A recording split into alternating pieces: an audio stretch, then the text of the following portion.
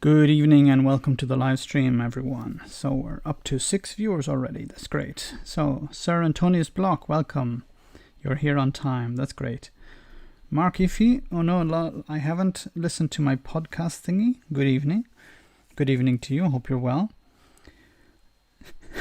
I hope Freddy from the Farage video will tune in. I haven't seen Freddy, or maybe I have seen Freddy's comment. So there was I've seen a few strange comments on the video. I'm listening while I make breakfast. Wow, that's interesting. Where are you, Sir Antonius Block? I thought you were in the UK. So apologies if I mistook you for being in another place. Chris, welcome. Hope you're well. Great, we're up to 11. That's fantastic. So I was going to talk about this article first, but I think a more interesting one to talk about is one that is doing the rounds at the moment, which just shows... Hi, Cotton Cat, welcome.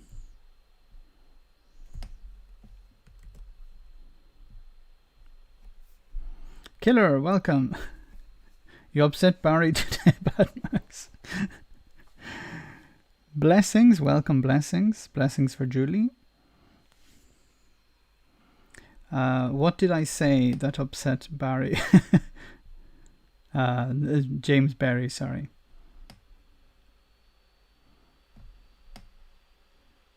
I didn't think he would ever be upset. He's normally the one who believes he's upsetting us, the Remainers. John Hart, welcome.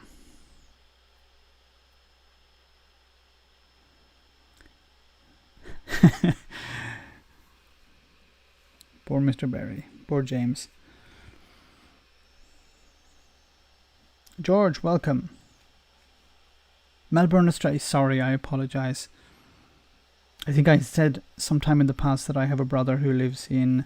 My brother is living in Perth. So it's on the other side, of course. It's like on another...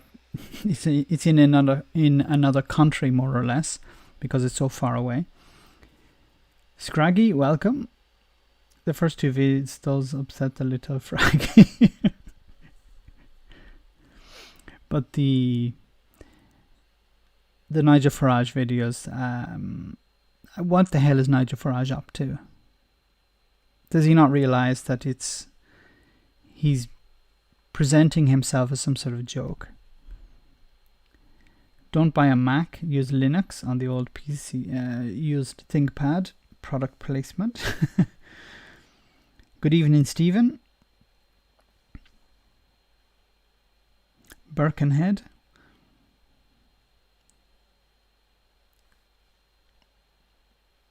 How is things in Birkenhead, apart from being infected? Well, you said it's sunny, so that's good. So we're up to 27, that's great. So guys, if you can smash the like button, we can get some more people onto the stream. It promotes the stream. And then we can start with the first article of tonight.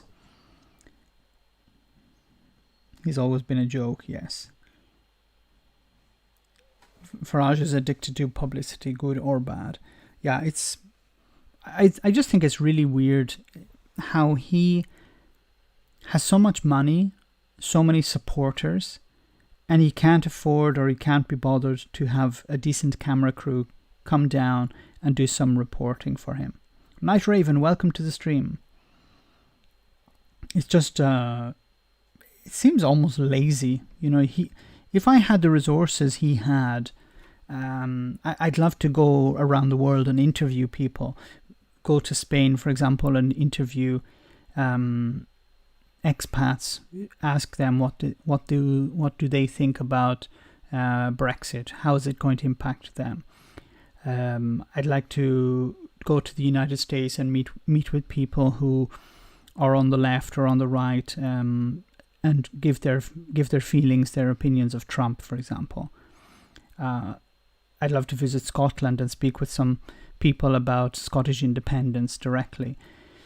There's so many things I'd like to do if I had the resources that Nigel Farage has, and he has a huge amount of resources, but he can't be bothered to use them.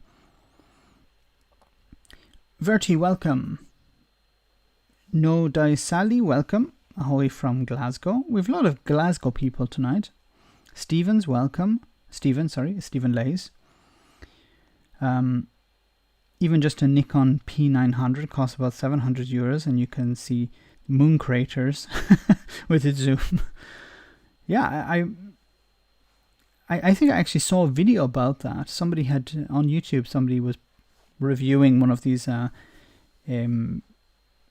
semi-professional video camera, reflex cameras, and they were showing the quality of the images. Surely Nigel Farage could afford one of those. Birkenhead is near Liverpool. Farage, I think, is so scared of being irrelevant, like a naughty kid needing approval, good or bad. Yeah, I agree. Wedgies. Magister, welcome. I hope you're well. Ria, welcome. Great to have you all back again. Can you see babies on boats with it? Unfortunately not. That's one of the defects of that reflex camera. You know, you can see the boats, you can see the immigrants on the boat, but you can't see the babies.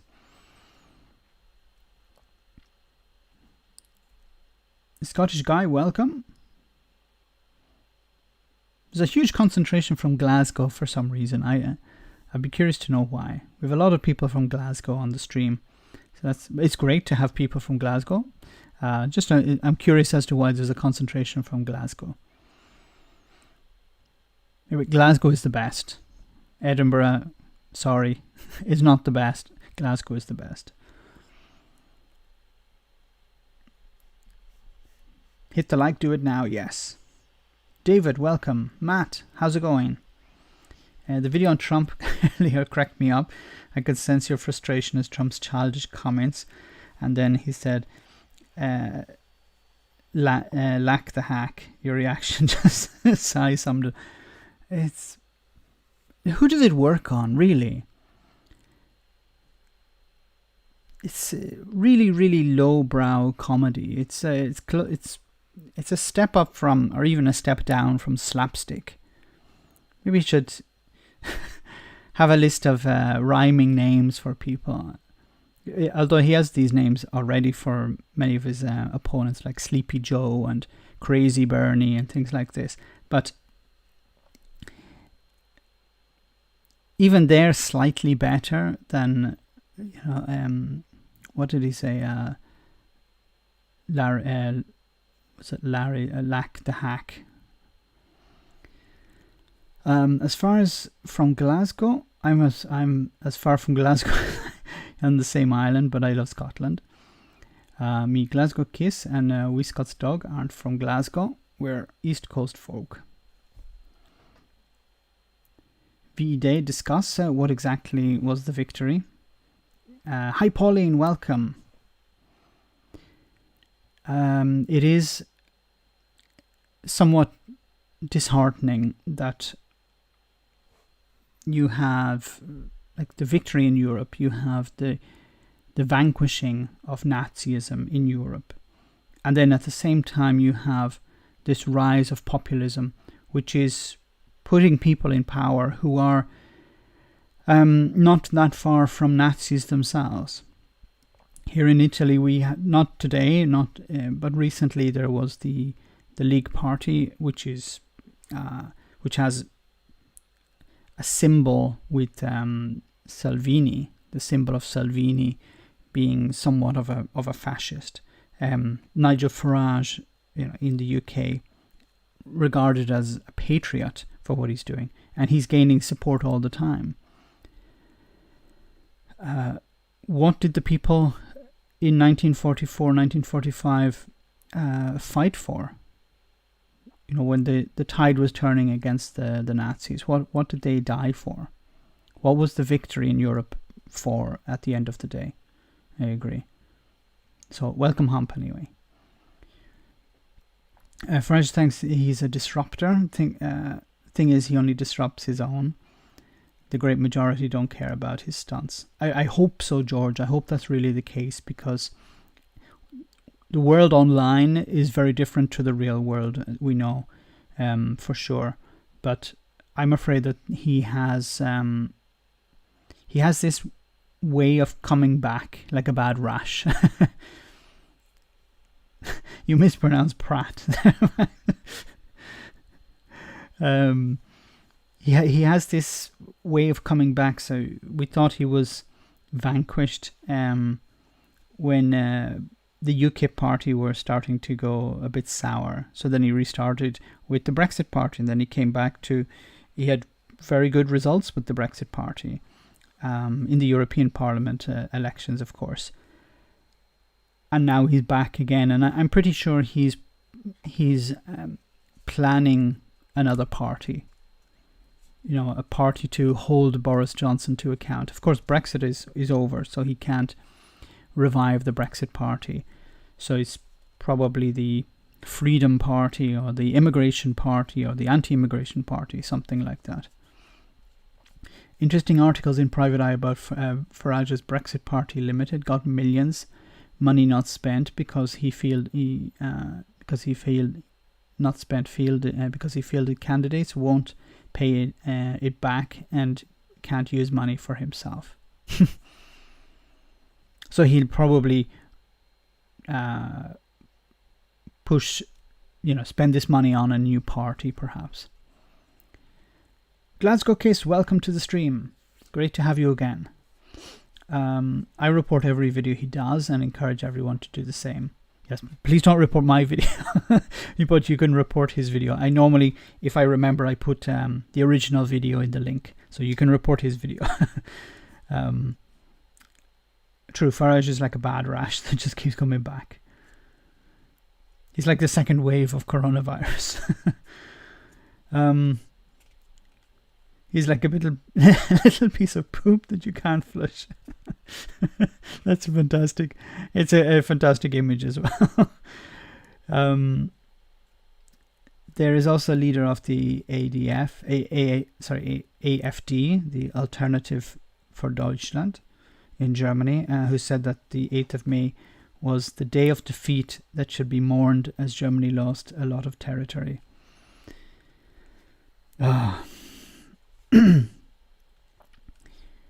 And then they say, but remember, we're not neo-Nazis.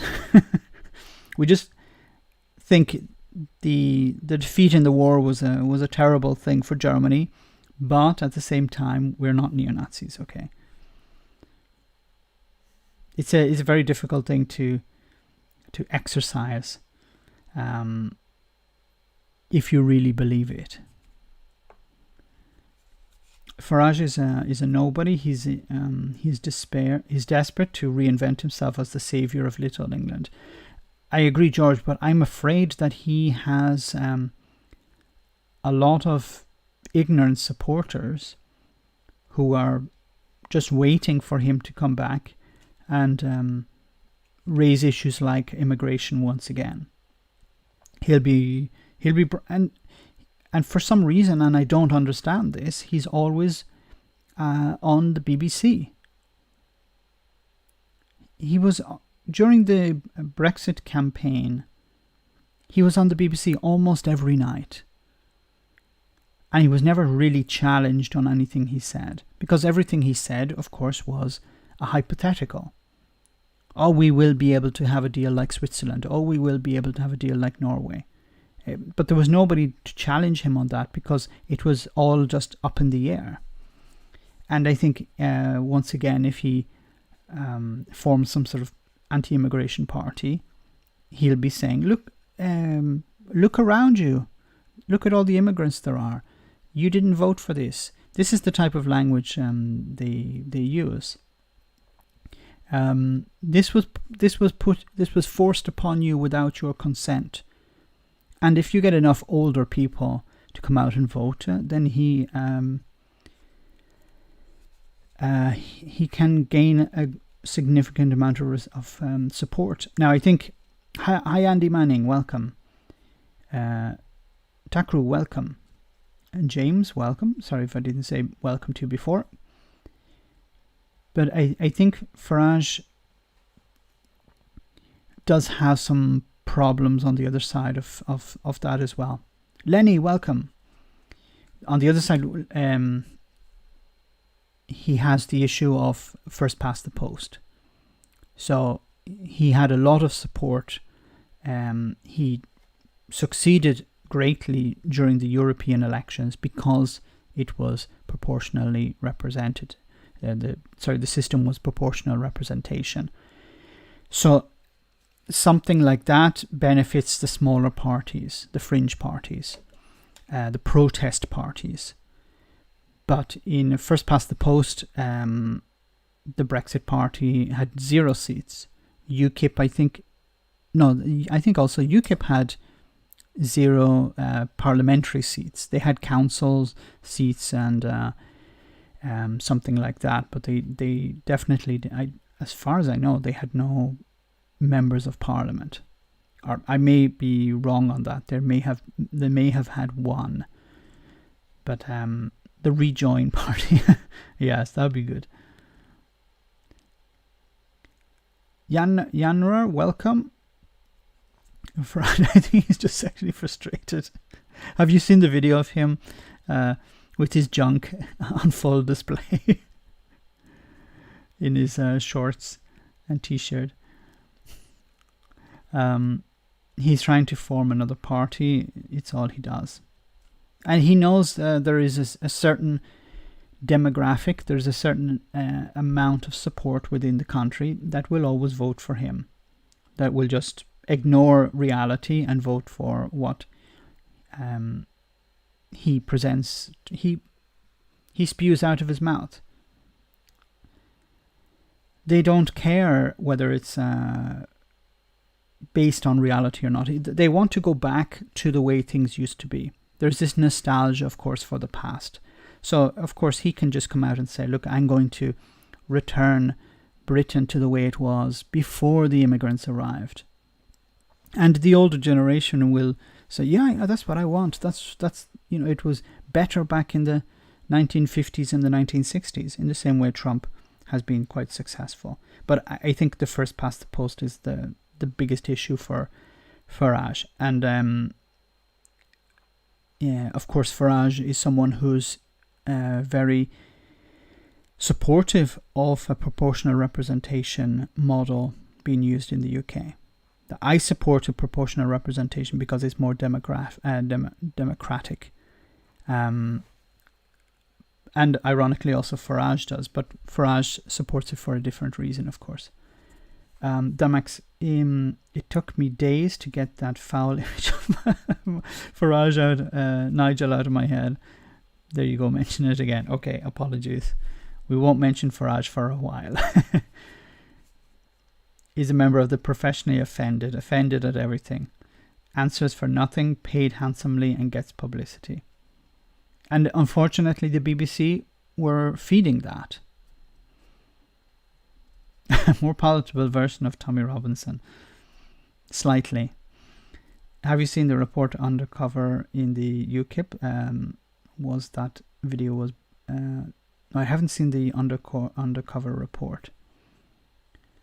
I live in dreary Dover. Fish market would improve it. Hi Andy, welcome. So I'm just going to jump from the chat for a moment. So remember, everyone, hit the like button if you can. It would help the stream, get some more people on the stream. So we're at 66 as far as I can see at the moment. Let's get it up to 100 if we can. Farage needs another milkshake. Yes, maybe one that has been left out in the sun for a few days. Brexit was just a vehicle for him to grab a bag of xenophobic right-wing libertarian views. Yeah, and it worked. But he doesn't have the advantage of using the European Union and the European Parliament as a platform anymore. So I think the most he can get out of the current system is maybe a few council seats, but I don't see him winning any, or really any parliamentary seats.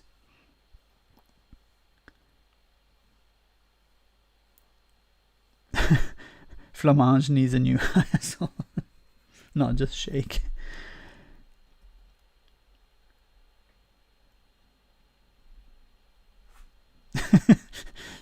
You mention Farage, but not his junk. Please not say. Please not his junk. Okay, so I want to show you this. I don't know if you have heard about this. It's quite scary how the UK government is acting like Stalinist Russia. So it says here, UK scientists condemn Stalinist attempt to censor COVID-19 advice. So you've probably seen this. It's been around the news for a few hours today. This report, which is almost completely blacked out. So it says government scientific advisors are furious at what they see as an attempt to censor their advice on government proposals during the COVID-19 lockdown by heavily redacting an official report before it was released to the public, The Guardian can reveal. So what happened was the scientists said, okay, this is a report that we want to present to the public about how we should exit the lockdown. And the government's retracted almost all of the report because they don't want people to read it. Boris Johnson was talking some time ago about we're going to be a more transparent government. But this is the complete opposite of transparency. What have they to hide? I'd like to see the Tory supporters, the Brexiteers, the Borisites. I don't know. Is there such a word as a Boris supporter? I'd like to see these people explain this. Of course, they'll say, well, this is sensitive information. This is security information that shouldn't be released to the public. But how can you say it's sensitive information? It's related to security if you haven't seen it yourself. Armitage, welcome. So the report was one of a series of documents published by SAGE, so the Scientific Advisory Group on Emergencies, this week to mollify growing criticism about the lack of transparency over the advice given to ministers responding to the coronavirus. However, large blocks of the text in the report produced by SPIB, the SAGE subcommittee, providing advice from behavioral scientists on how the public might respond to lockdown measures, were entirely blanked out. Several SPIB members told the Guardian that the retracted portions of the document contained criticisms they had made of potential government policies they had been formally asked to consider in late March and early April. I'll just scroll down so you can read it also. One SPIB advisor said, "It is bloody silly and completely counterproductive." A second committee member said, "The impression I'm getting is this government doesn't want any criticism." So this is exactly what I've been talking about before, how it's the first rule is to defend the government. The second rule is to defend the party, or we can put it in whatever order you want. Defend the party, defend the government. Defend the government, defend the party. That is paramount. And anyone who criticizes the government, what you do is you criticize them. Not critique their critique, but you critique the messenger. A simple case of shooting the messenger. So in this case, they couldn't shoot the messenger because the messenger was their own department, SAGE. So instead, they censored the report. So I'd like to hear what the response is going to be. On Friday afternoon, after The Guardian revealed frustrations over the redacted report, another member of the government's advisory committee took to Twitter to complain of what he said was a Stalinist censorship. Personally, I'm more bemused than furious, said Stephen Reicher, a professor of social psychology at the University of St. Andrews. The greatest asset we have in this crisis is the trust and adherence of the public. You want trust? You need to be open with people. This isn't open. This is reminiscent of Stalinist Russia. Not a good look. Thank you, Glasgow Kiss. Yes, if you'd like to support the channel, you can support me on Patreon, and you can also hit with a super chat. Thank you very much for posting that, Glasgow Kiss. So this is so weird. This is something you wouldn't expect in a first world country, in a Western country. This is the sort of thing you'd expect in as he said, in Stalinist Russia. You know, I've been watching and I highly recommend it if you haven't seen it already, HBO's Chernobyl. It's from last year actually, but you can still find it online. But it shows how the state attempted, through lies, through propaganda, through forcing the population to adhere to what the state decides. How is this any different? How is this different from what was happening in Stalinist Russia? So we have this damning report, censor it.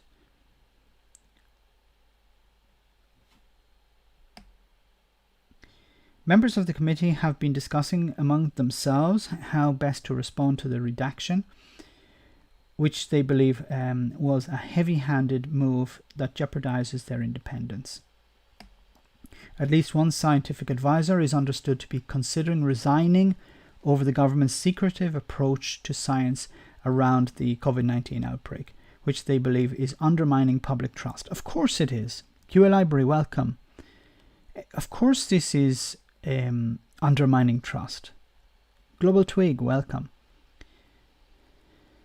How can you expect the public to trust you if you're not honest with them?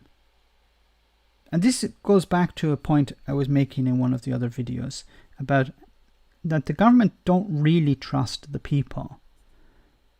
They are putting the pressure on people to make, stay at home, wash your hands, wear a mask. And this is good advice. But it's important that the government also take responsibility for what they have to do.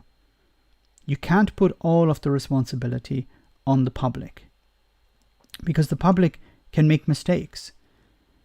The public are not the driving force here. They can't decide policy. It's the government that decide policy.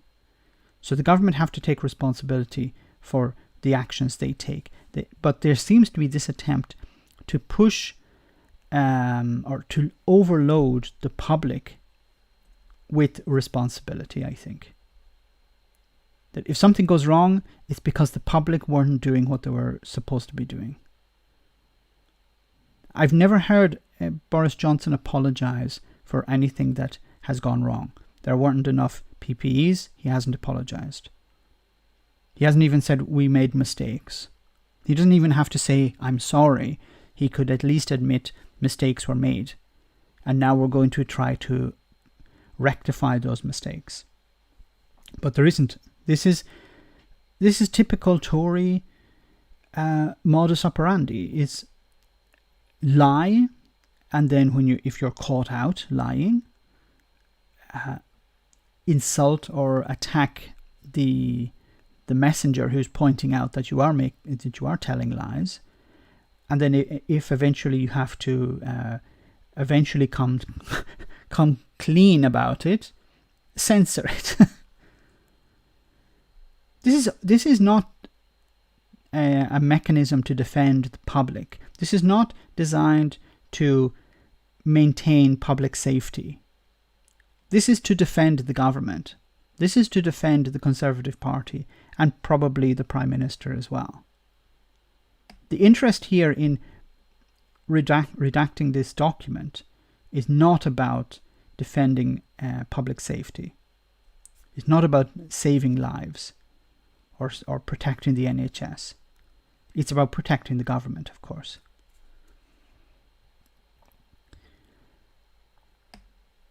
The report from the 1st of April summarised SPIB's discussions about how to handle possible changes to the social distancing measures that had been introduced to slow the spread of COVID-19. So what is wrong with having a frank discussion? The government can say, look, we're looking at doing this, we're looking at doing that. We're trying to find out which is the best approach. We're listening to the scientists. But I think the problem is that the scientists say, you should do X. The government say, well, we don't want to do X because that will be a problem.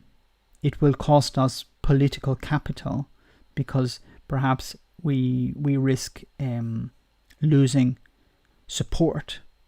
So we must do things that maintain support but look like we're doing something to protect the NHS and the country.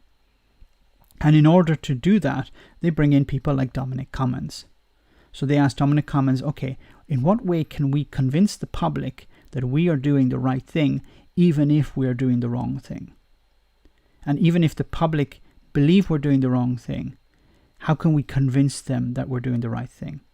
What slogans can we use to convince them or to trick them? Not even to convince, because if I want to convince you, I have to provide you with some sort of evidence, but just to trick people into thinking that the government are doing the right thing. He was very successful with the Get Brexit Done. He was very successful with the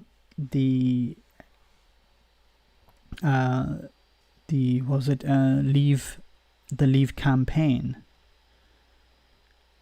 So a lot of these slogans came out of the focus groups that he organized.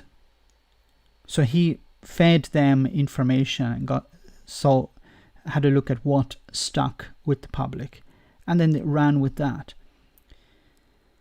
So I think part of this idea of putting all of the onus, putting all the responsibility on the public for this to work is a plan to defend the government.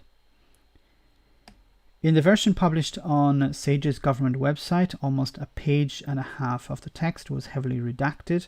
The Guardian understands the blocked text relates to SPIB's criticism about possible government proposals around that time. These include the idea of reducing the amount of time Britons could spend exercising or shopping, and stricter financial penalties for those found to be breaking the lockdown. A third proposal involved requiring people to self-validate their movements, as was occurring in France, where citizens were required to complete permits before leaving home, like here we have in Italy. So if you want to travel around, you need to complete a permit, a self-certified permit. So you write, I'm going to the supermarket, and you sign it yourself. Sorry, the page moved for some reason. But these were probably something that the government felt would harm them politically. So they decided maybe we shouldn't actually enforce these. So, for example, if we look at the first one, the idea of reducing the time Britons could spend exercising. So if they reduced that, hi Kevin, welcome to the stream. If they reduced the time people spent exercising, people would complain, and it would probably harm the approval ratings of the government and Boris Johnson. So they said, no, we're not going to go with that. Stricter penalties for those who are found breaking the breaking the lockdown. So we've seen many reports of people, fined for having 2 jogs and things like this. I think this was an exaggeration in the media, but it was in a way the media working against the government. So we have to remember sometimes the media will do what the government wants, but in other cases it's a case of the government putting something out with feelers, putting something out in the public domain and seeing how people react, seeing how the media react, seeing if there's support for the position in the media, and if it doesn't work, then they'll take it back. But with COVID-19, it's a different situation we're dealing with here, where it's not that possible just to throw out a few ideas and see how the public react to them. So they were probably afraid of increasing penalties because of the backlash from the public. And of course, remember, it's not we're afraid that there would be a backlash and people won't follow the rules. We're afraid there'll be a backlash and the Tories will suffer at the next election, or if there is a by-election. The third proposal, of course, involved requiring people to self-validate. So this was probably seen as it's probably a good idea, but our supporters wouldn't go along with that. If you have people like Witherspoon, the CEO of Witherspoons, who was flouting the laws, who was saying, "Yeah, I'm going to open my pub," when it was asked to close. If you can't keep someone like that on board, then you're in big trouble. Someone who supports Brexit completely, supported the government completely, and he was going against the advice of the government. So I think at the beginning they probably felt, we have everyone on board, they'll do what they're told. But some people wouldn't do it, and those people were quite loud about their protest.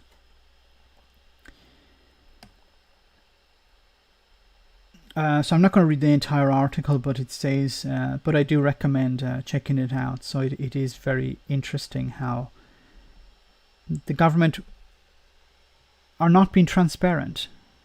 They're deciding we're going to release some information to the public and other information we're not. And of course, we're going to pretend to be transparent. So I'll just go back to some of your comments for a moment. Anthony C, welcome. Sorry if I haven't said hello before. My 86-year-old mom living in private care tested negative after 3 staff tested positive. Oh my god. We're grateful as the staff to resident ratio is low, as it's a private and expensive. Happy Mother's Day for us. I wish her to be completely safe. It's a very worrying time, especially in care homes, because a lot of the staff, I don't know so much about the situation in the US, but a lot of the staff in the UK and in Italy and in my home in Ireland are care homes are an Achilles heel for this situation in regards to this situation. The virus has exposed people's true colors, whether you're next door neighbor or a politician. Damn, I have to have a go. This is a demand that I watch a movie. So good night, gang, and Max. Put Farage where he belongs. Night, Glasgow.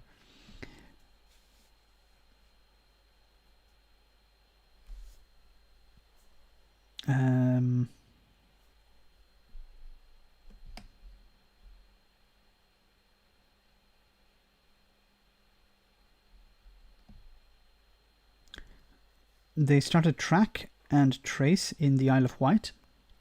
Then 10 seconds later, Hancock says, "Remember, stay at home and save the NHS." Okay. Someone put a scarecrow on a beach with a fishing rod. 3 cops were sent.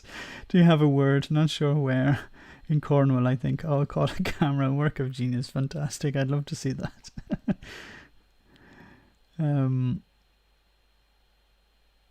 Ireland has done okay so far, Maxi. Yeah, I think Ireland has done. There have been large numbers of deaths in respect to the population, but in total, the numbers are quite reasonable, I think.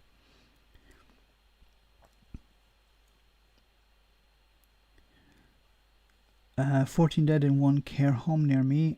Another one not far away. 16 out of 38 residents in care home tested positive.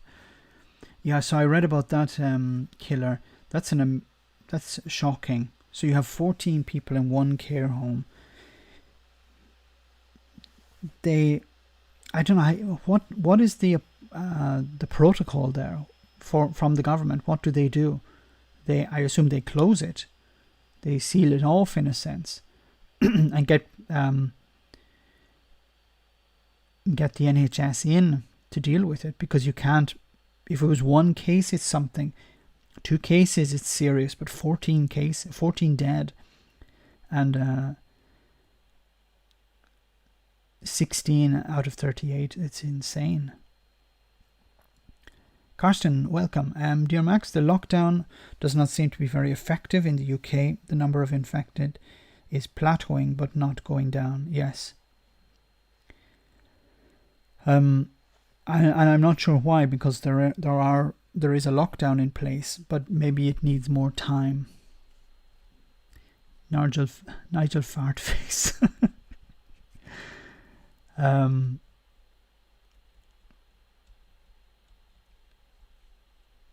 Armitage suggests that you are a lady handy with a bow. Yes.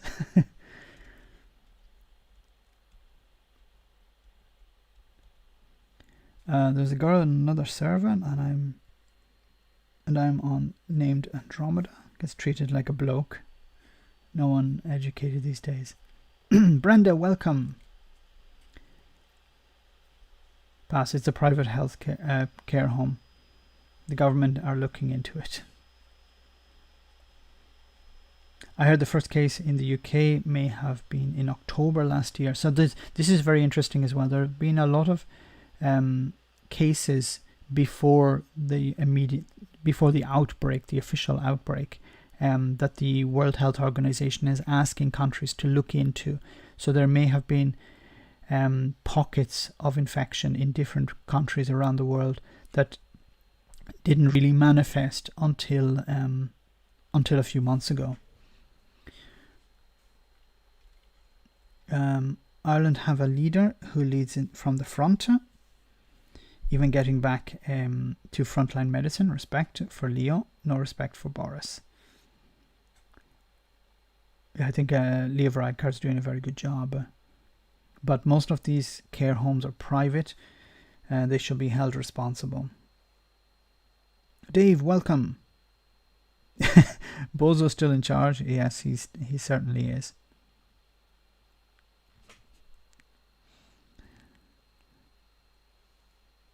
There's only 20% take up on the track and trace on the Isle of Wight.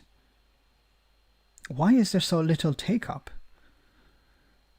Surely is it so that people aren't coming forward to be tested? Okay, I want to go on to the next article. So it's a video actually. Go here. So I know, let's get the worst out of the way first, okay? So we have here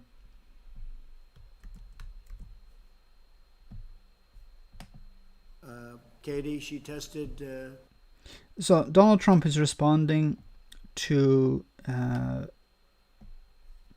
not allegations, but news about members of his staff who have tested positive for COVID-19. And he's, of course, very afraid that he may be one of the next people, because he's surrounded by people who, I think it was his valet was tested positive. Then there was another person who tested positive.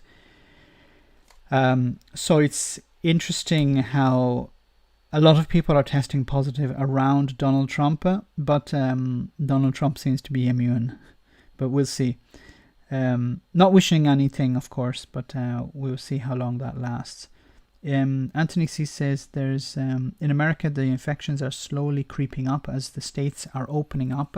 I'm shocked how many people simply resist respecting basic distancing.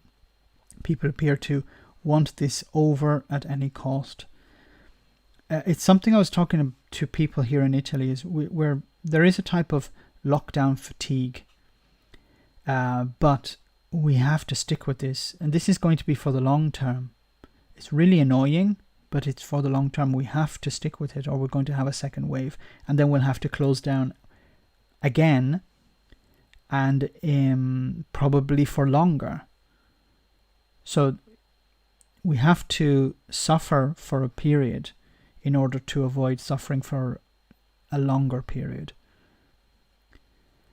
I'm utterly ashamed at my country's response. Matt Hancock manipulating the test numbers is abhorrent. Yeah, so this about the 100,000 tests, which actually turned out to be something like 70,000 tests, but the other 30,000 were posted out, so they weren't actually really carried out. And I was speaking to a doctor here in Italy about this. I was just an informal conversation about this, and I said about how the UK had posted out these tests, and he started shaking his head because he said, "But who is you can't ask members of the public to test themselves because they don't know how to do it. You need a doctor or at least a nurse to carry out these tests, because you have to put the cotton into the back of the throat. You have to make sure you get enough material and then carefully put it into the container. And some people may do it right, but most people probably won't, because it's an uncomfortable test to carry out. So be careful, Max. You get banned for saying stuff. Don't be saying anything about Trump getting... No, of course not.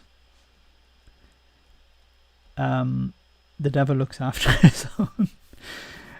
If he gets COVID, maybe Trump will start wearing masks.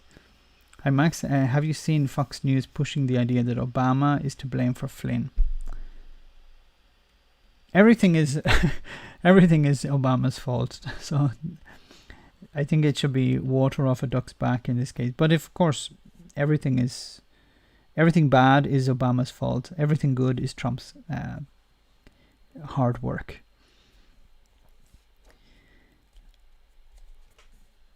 Okay, so let's hear what Donald Trump has to say. Apologies, but we have to we have to suffer together. Katie, she tested very good for a long period of time, and then all of a sudden today she tested positive. Okay, I don't want to be a bit of an asshole here, or an arsehole, as we say. You don't say you tested very good, you tested negative. Okay. She hasn't come into contact with me. She spent some time with the vice president. Now, who actually believes him? Night Raven, thank you very much. Feed your hamsters. Yeah, I'll give them some. I give them some cocaine. No, don't give animals cocaine. It's very bad for them. I'll give them some very good pellets. Thank you very much for that super chat. But when Donald Trump says, "No, I never came into contact with these people," does anyone really believe that? Like, maybe he didn't, but because he says it, my automatic reaction is he's lying, because he's always lying. So anytime he tells the truth, by default, I'm thinking he's lying, which is, I don't know whether it says more about me or about him. His brain has melted. I wear a mask out in public where I live, and people look at me as if I'm Michael Jackson. Here, so I'll just cut in and talk a little bit about this as well here in Italy. So here in Italy, everyone is wearing masks. We're also wearing gloves when we go around, especially when you enter a shop. I should, tomorrow morning, if I remember, what I'll do is I'll take a picture when I go to the little shop near my home, so and I'll share it on the channel if I remember. Okay, I'm getting old, so I get a little bit forgetful. So when you enter, you have to sanitize your hands. They have some hand sanitizer, and you have to put on gloves, or put on gloves and put on hand sanitizer. I don't remember the order, but I normally have gloves. I have a box of gloves here from home that I bought a year ago for doing cleaning in the home. So I actually have these gloves still. So I use these gloves instead, so I don't need to go and sanitize my hands when I enter the shop. Anyway, when you enter, one person can enter at a time, unless the store is big. Actually, I had to go to a supermarket today, and I had to wait outside under the sun for a few minutes, because I had to allow someone else to come out before I could go in. But everyone is wearing a mask. Now, some people are not wearing masks. A lot of people on bicycles, not a lot, some people on bicycles are not wearing masks as they go around. I've seen some people running for exercise, not running away from someone else, but running for exercise, and they're not wearing masks. Now, I understand when it's hot, you're wearing the mask, it becomes difficult to breathe. It's very uncomfortable, and I'm very afraid about what's going to happen here in Italy if we have to wear masks. Do you believe 2 German women with mustaches? Okay. I don't know what's going to happen in July and August, because it gets extremely hot here, almost up to 40 degrees. Ho, ho, ho, welcome to the stream. So I think people are going to start taking off their masks, and it's not good. But let's get back to, is that box of gloves or a box of gloves? Is that boxing gloves? Actually, that'd be interesting to wear, boxing gloves. It'd be pretty difficult to take your wallet out and pay for your groceries, but it's I believe the press person, right? You'd say press person. Press person. I assume you mean spokesperson. So she tested positive out of the blue. This is why the whole concept of tests aren't necessarily great. The tests are perfect. So tests are not necessarily good, because some people test negative and later they test positive. Does he not have any understanding of how infections work? It's like saying, the flu is doesn't really exist, because, or it's very strange, because 3 months ago I didn't have the flu, and today I have the flu. So how do you explain that? Does he not understand that you can test negative and then later test positive because you get infected? Does he not understand that the people who have died were alive some time ago, and they were alive because they were not infected? Perfect, but something can happen between a test where it's good and then something happens and all of a sudden she was tested. Yes, but it's called getting infected. Not something happens, it's you get infected. Very recently and tested negative, and then today, I guess, for some reason she tested positive. for some reason. Because she got infected. Of course, there are no test is 100% perfect. So maybe she tested, it was a false negative. So she tested negative, but in reality she wasn't negative. And she was tested again, and she tested positive. But you can't just say something happened. Generally, if you test negative, you're negative. And then later, he doesn't explain the time period. Like if it was, they did a test, it was negative, and then 5 minutes later they did the test again and it was positive, then there's a problem with the test, or the person carrying out the test, or some issue that you would need to look into. But I don't think this was the case. I think there was a case of 1 week she was tested, Another week or another month later, she was tested again, and they had a different result. Because perhaps she got, or not perhaps, pretty sure she got infected. So Mike knows about it, and Mike has done what he has to do. I think he is on an airplane going to some faraway place. So if Mike Pence gets in contact with somebody, he hasn't said that Mike Pence has been tested. He just said that somebody who's been in contact with Mike Pence, so Mike Pence gets on a plane and goes away far to some other faraway place. So that's the solution when somebody gets in contact with somebody who's infected. Or at least we don't know if if they're infected. They test positive. So you don't. That's the solution to all of the problems. Send Mike Pence far away. Maybe Donald Trump should go far away as well, if he's in contact with these people. But you'll be able to ask him later on. But they've taken all of the necessary precautions. I understand Mike has been tested, Vice President, and he tested negative. But if he tested negative, then why did he go away? So he got in contact with somebody who was who tested positive, and then he went away and he was tested again and he was tested as negative. I don't know the time frame here. Was he tested? He said, okay, you're negative. Now get the hell on a plane. Or let's get Mike Pence on a plane, but not Donald Trump. But let's get Mike Pence on a plane, get him out of here, and then later we'll test him. How far is far away Florida?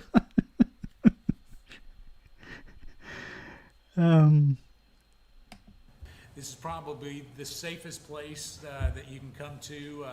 All of you, as you know, have to be socially distanced from the president. So this is some sort of committee. I am not exactly sure. Maybe it will say in the description.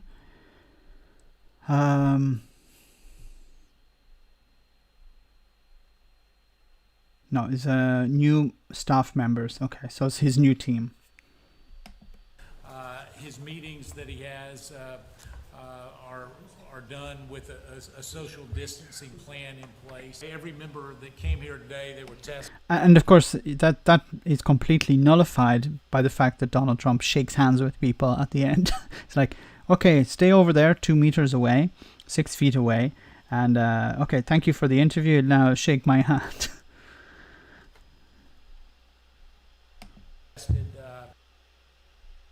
Okay.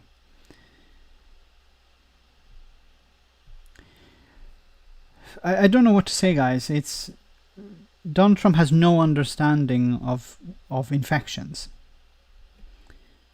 Okay, I want to go back to the original video. Sorry, just go back to your comments as well. So I'll just open this. I'll just change the page for a moment. This is a very good website. I do recommend checking it out daily. It's from the Financial Times, and they update with very interesting information, and they explain some very important statistics. So I'll just go back to the chat for a moment. So Pence went away because he's an idiot. They wanted to escape from him. Mike Pence is caught carrying an empty box of PPE for a photo op. Didn't Matt Hancock also appear in a photo op carrying boxes of PPE? Faraway golf course in Scotland. So what's the situation with Donald Trump? Is he going to get his money from the Scottish government to bail him out for his the downturn in his golf clubs? Orange man bad. He understands nothing. Trump is a symptom. Staying away from Trump has nothing to do with COVID. It's because he's an idiot. The kind of stupid is infectious. Has no understanding would be a better description. Remember to thumbs up, people. Yes, hit the like button. Gets more people into the stream. Wow, we're up to 84. I thought dump was a disease. A GIMP mask, gloves, then first, then mask. No, do not send Trump here.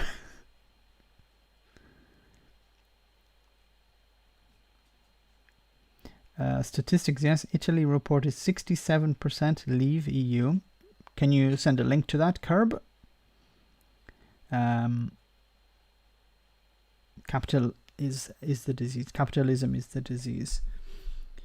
So I want to show you this graph here, which is extremely important. So we've every day we hear about new cases. How many deaths, how many new cases, how many have recovered. And but something that's normally left out is, for example, deaths in care homes, deaths in the community, and the numbers that we hear on TV every day are the number of deaths in hospitals. But I think a more interesting, and I don't mean this in a morbid way, I mean this in an important way, a more interesting number is the excess deaths.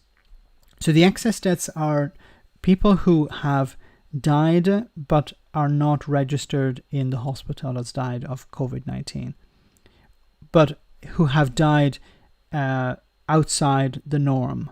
So this, for example, if there are hospitals who have closed their doors to cancer sufferers or people who are waiting for important surgeries, and they eventually die because they're not able to access that, these people would be included in this as well. So I think the real number of death connected to this virus is really the excess deaths. So we're going to look at a number of countries here.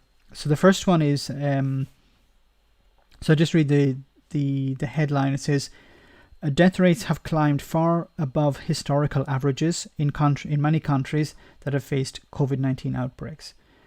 Number of deaths per week from all causes, 2020 versus recent years. So this is comparing this year to recent years.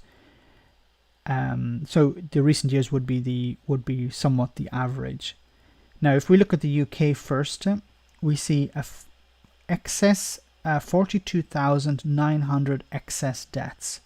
So the average death in this period would be 12,500. But it has the excess accumulated together would be 42,900 so far this year. So you can see it has in this period is the excess is 25,000. So this is going to continue for a period of time. So you're going to see a huge number of people dying in the community, in care homes, people who haven't been able to get into hospital. Thankfully, that's changing now. So a lot of people are actually being able to get back into hospital. And a lot of people have decided to go into hospital because there was a fear amongst the public, that if you went into hospital, you would be at risk of getting COVID-19. But while the risk is very low, they're extremely attentive in the hospitals to protect patients who are not infected. So this is extremely worrying. So you see here 42,900 excess deaths. In Austria, they had just 1,000 extra. Belgium is a very interesting country because Belgium has a very small population, but they have a huge number of infections and deaths taking place. So while the number is much smaller than the UK, in proportion to its population, it's extremely high. It's 5,200, 60%. Denmark 100. So Denmark has maintained its grip on this virus, and it has not allowed it to overwhelm its healthcare system. France 20,000 plus 36%. Germany 1,300, 3%. So Germany has done extremely well here. It's interesting also, we have a few countries that have no excess deaths. So Israel has no excess deaths. Now, how would this be explained? This is probably explained that by the fact that their healthcare system is improving all the time, so the number of deaths every year is probably down. So the excess they probably had cancels out some of the improvements that they made, and this is speculation on my part. I'm not sure if this is really the truth, but this is probably what happens. Though the number of deaths per year is going down in Israel, because when arrived COVID, it increased some of them, but they cancelled each other out. So it worked out as 0 excess deaths. Now in Italy, where the outbreak pretty much started in Europe, you see here 24,500. So it's an increase of 55%. So it's in the same ballpark as Belgium and the UK in respect to the proportions of the population. The Netherlands, 7,700, 52%, quite worrying also. Norway, again, like Israel, no excess deaths. Portugal, 1,000. South Africa, no excess deaths. So you see here, if you look, I don't know if you can see, it says here, no excess deaths for South Africa. So in this period, the excess deaths, the normal death rate would be increasing. So probably, in a way, people have been much more attentive. People have been much more careful, and this has reduced the number of deaths. While the fear, in a sense, the fear of COVID has maybe increased people's awareness of health issues, and it has helped the country avoid the deaths it could have actually faced. Now, I talked about this before, I think it was on the last live stream, how in a sort of perverse way, apartheid has played a role in reducing the number of deaths or the number of cases in South Africa, because the rich, who are normally the ones who travel around the world in South Africa, and they are the white community, and they in general, and they generally don't mix with the black and ethnic minority communities in South Africa. So the society, while apartheid has gone, of course, it's been eliminated in a sense for almost 30 years now. Since the end of apartheid, in a sense, the cultural separation between blacks and whites still exists, and this has actually played a role in reducing the rate of infection, which is very interesting in a sort of perverse way. Spain, you see here, Spain 32,000, so plus 60%, so Spain was desperately hit. Sweden, 2,300, plus 28%, which is interesting when you compare, we don't have Finland here, but if we compare it to another Nordic country, Norway, Norway in a completely different boat to Sweden, which is interesting. I would take all the figures with a pinch from every country with a pinch of salt. No, it is a good idea not to read too much into the figures, but in South Africa there is a culture of domestic servants. Salt's not good for you.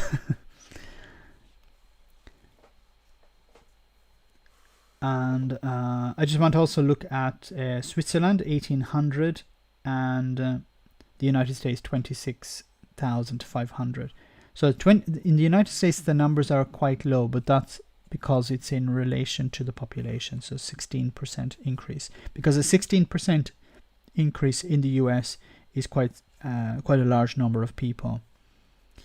I think the lower hospitalizations is due to the fish and chip shops being closed. I must say you sound more Irish than Italian, Max. Because I am originally from Ireland, but now I live in Italy. There was where is it? So this is just a map of the current. So this is updated to today. So we have the 8th of May, the number of deaths in Europe. So we hear Italy 29,000, the UK 30,000, France 26,000, Spain 26,000. And then we can see here the number of deaths, for example, which are quite interesting, is Sweden 3,040, Norway 209, and Finland 255. So this demonstrates that Sweden's approach of zero lockdown has cost the country dearly, I think. Germany has just 7,000. So it's Germany, if you compare to Sweden, the population 6 times the population of Sweden, but just double the number of deaths. So Germany has done extremely well in controlling it. And then we have in the United States, this is of course from today. So I'm not going to name all the states because I'm terrible with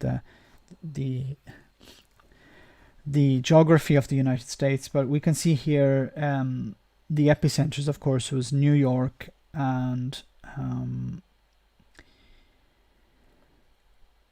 what else? New Jersey, for example, 8,000 in New Jersey and 20,000 in New York. Michigan is somewhere that's also very worrying. So you see here 4,343 in Michigan. Illinois, because you have Chicago, so you have these large cities. While if you look at the more rural areas, they have much lower death rates.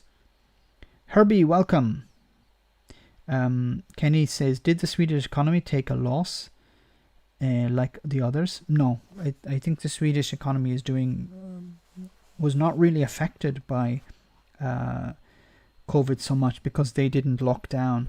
Now I think they're locking down at the moment, or they're attempting to do that. So we will see how that works out.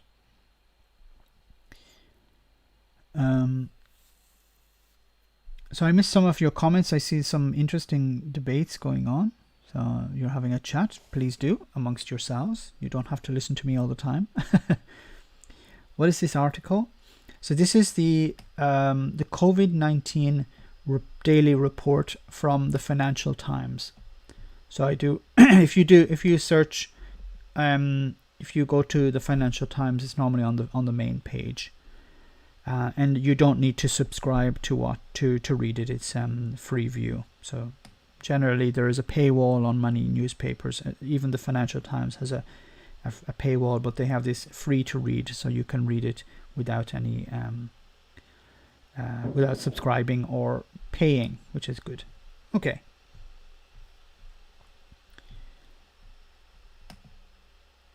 So I think a large or something controversial in the UK at the moment is the difference in approach between north and south of the Scottish border. So what's happening in Scotland and what's happening in the rest of the UK. A different bias had a video about Sweden's economy. It did take a hit. Okay, thanks for that update, Magister. Switzerland, very cool country, and Ireland, just as cool, beautiful, both of them. Swedes took a loss. Phil mentioned it the other day. Okay, I didn't see that video. Sweden is locking down now, but the health service is overwhelmed and running out of PPE. They asked for help via public statement. I really didn't understand. I really don't understand why they believe they could avoid this. But I do think, and I do hope they get support from their neighbors.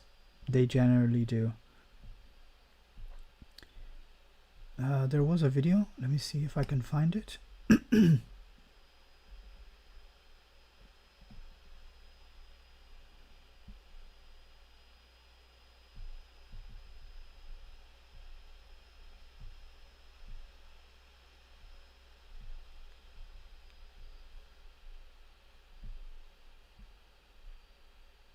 reflecting the fact that our first cases, the evidence leads. Okay, so this is related to the difference that's taking place between.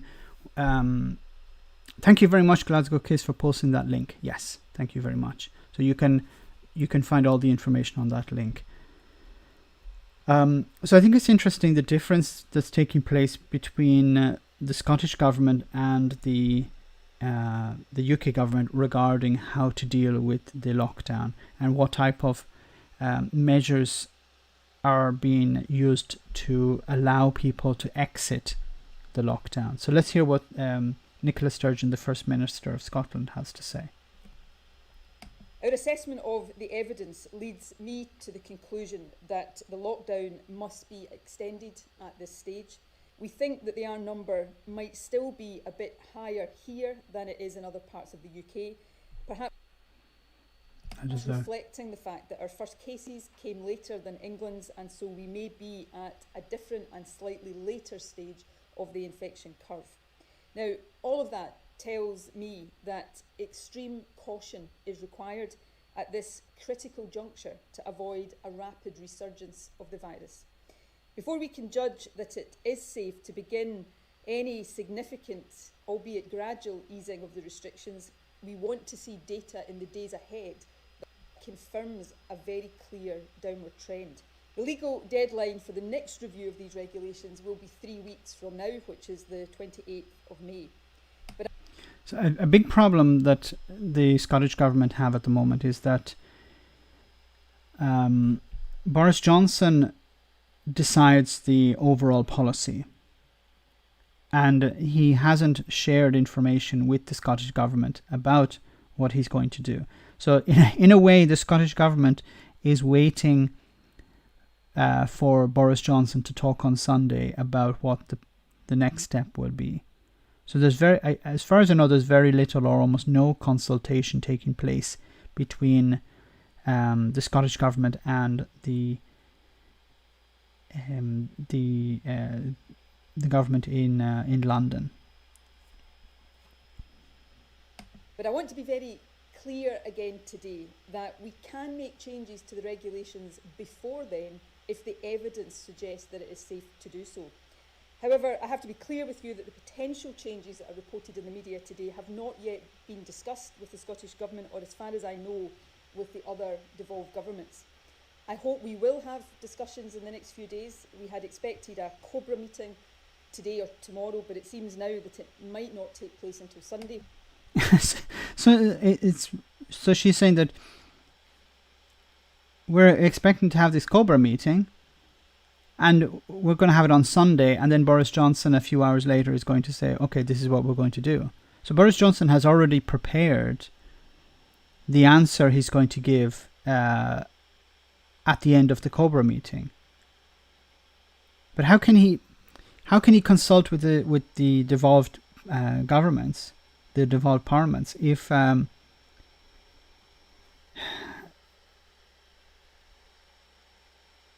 he has already decided what he's going to say? It sounds to me like Boris Johnson has decided we're going to do this. Then he says, okay, yeah, we'll speak to Scotland, Northern Ireland and Wales and basically tell them this is what you'll have to do. Which of course is the day the Prime Minister is due to make his statement. However, in the last half hour, I understand that the Prime Minister has requested a call with the devolved governments later today, and I very much welcome that. And if and when those discussions do take place, I will make very clear, as I have all along, that it is my preference, if possible, for all 4 UK nations to make changes together at the same pace. No, you can't be asking that now. You can't be expecting to be treated like an equal. I'm being sarcastic, of course, because Boris Johnson doesn't consider you an equal. You have to keep quiet and you have to do what I say. We are the ones who are deciding policy. You are the ones who follow the policy.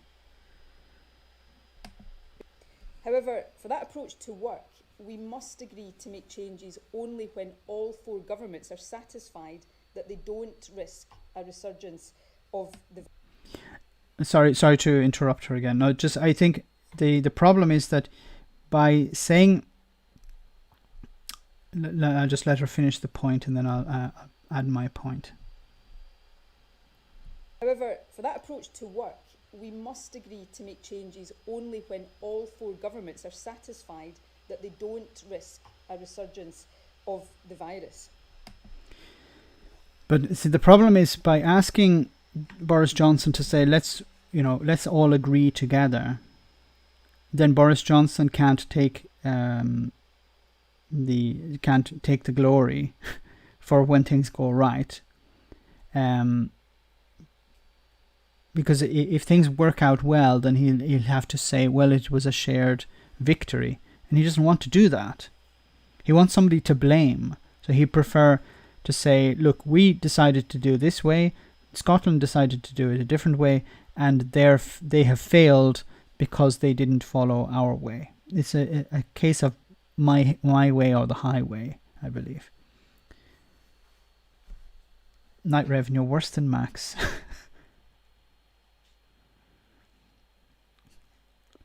I missed that.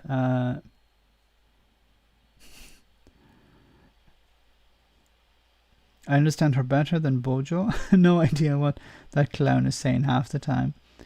Mind you, I doubt I'm alone. Boris Johnson is a dictator. He also thinks he can. Okay. Mark Franks, thank you very much for that kind donation. I'm out of toilet paper and I need to improvise. When are you sending calendars out? I can't send out the calendars immediately. How about I send you a copy of The Sun or the Daily Mail? Would that do instead? Thank you very much for that kind donation. I promise the calendars are on their way. Double Guitars, welcome.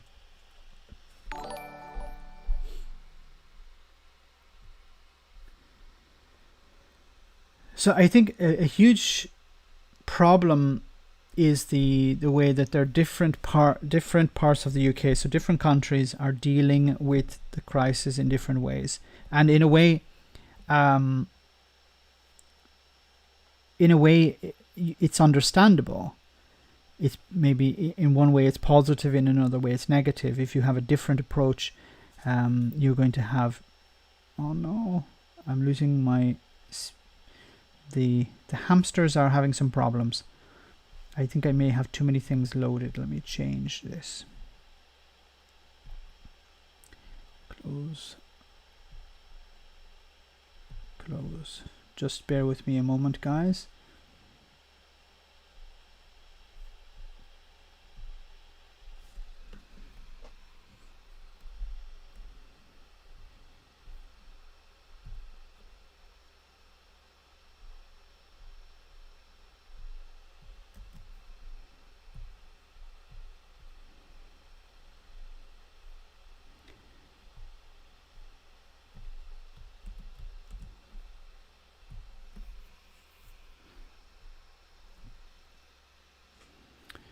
Okay, that should be better. How much don't you think an extra lockdown is too much? Michael says. Just found a YouTube video by John Howell about making a face mask out of upcycled t-shirt. No sewing required. That's very interesting. Mush hamsters, mush.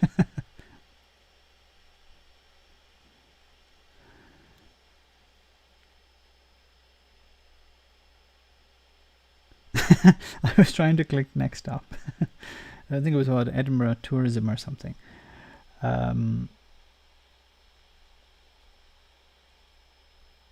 Just make more ploy mess.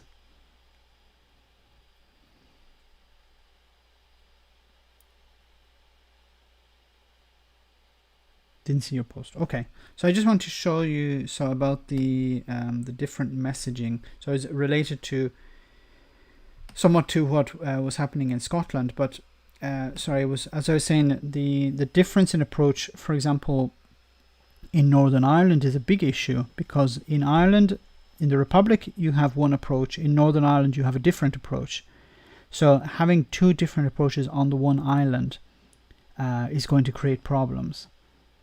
And I think Northern Ireland has had more cases in respect to the Republic of Ireland, in proportionally to the population,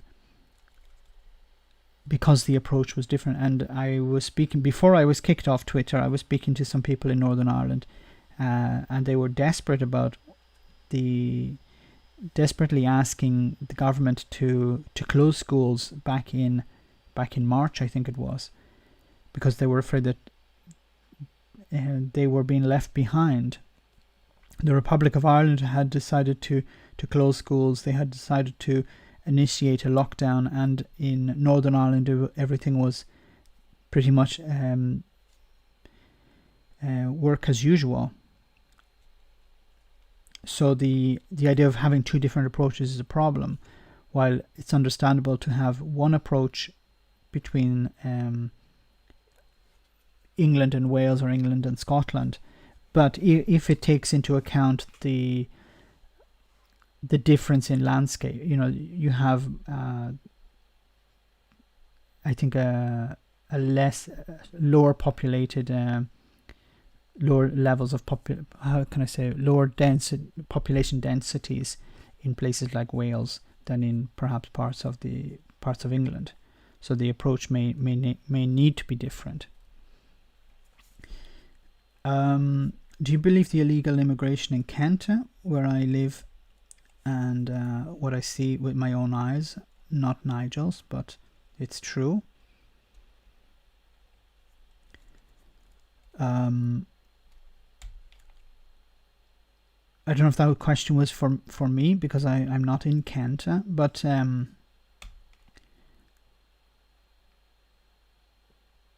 if it's illegal immigration, is it from what country? Because if it's people coming from the EU at the moment, then I don't think it's illegal. If lockdown is lifted, I'm still staying at home except necessary travel. Of course, it's a good idea. The government will say, okay, now it's free to return to work, return to the shops, whatever. But I think it's still important that we as individuals, we as citizens, maintain a certain level of social distancing, because it'll protect us. We'll be better prepared if a second wave arrives. There is a real fear of a second wave, perhaps in autumn or perhaps in winter. The one in winter would be disastrous, because you would also have the flu arrive in winter, so you'd have a double whammy. Illegal immigration is not stopped by Brexit. I live in Canterbury, and I've never seen any illegal alien in Kent. I'm near Kent. I've only heard this from Farage.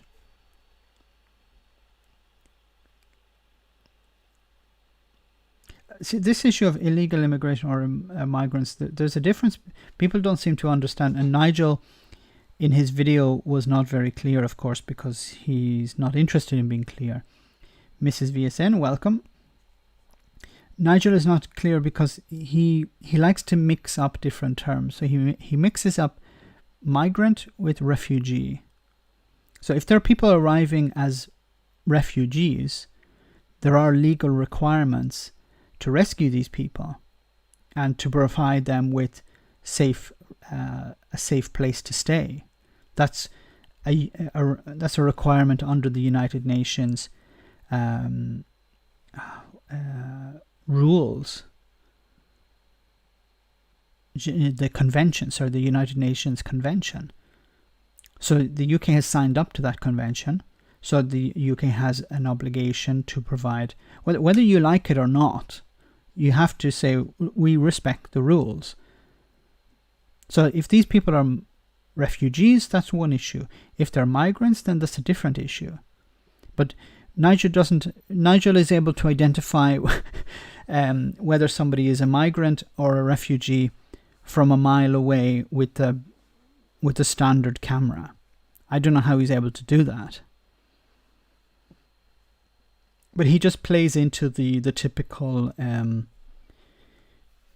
They are not refugees. How do you know they're not refugees? Irish Times, COVID-19, over 560 staff at meat processing plants infected, says NPHET in Ireland. The meat processing plants need to close. They should be shut down. There's no reason. These are breeding grounds. They're like petri dishes for these for this virus. I don't know if it's because the meat transfers it, or because people are working so close together, or because of the hygiene, or what. But they have. Why is it that we have very strict rules and regulations on how you enter a shop or a supermarket or a bank or whatever, but in these plants there are pretty much no regulations?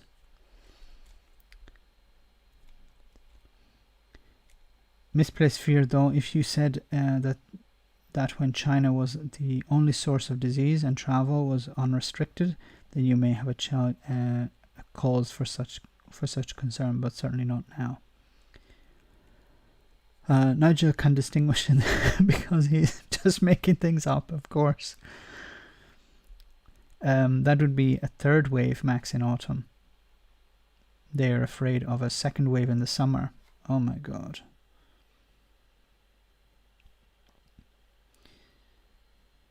There is a risk that there's going to be a wave almost every year. We'd have to go into lockdown every year. Oh, I can't imagine how damaging that would be for people's psyches, for their minds, for the economy, of course, as well.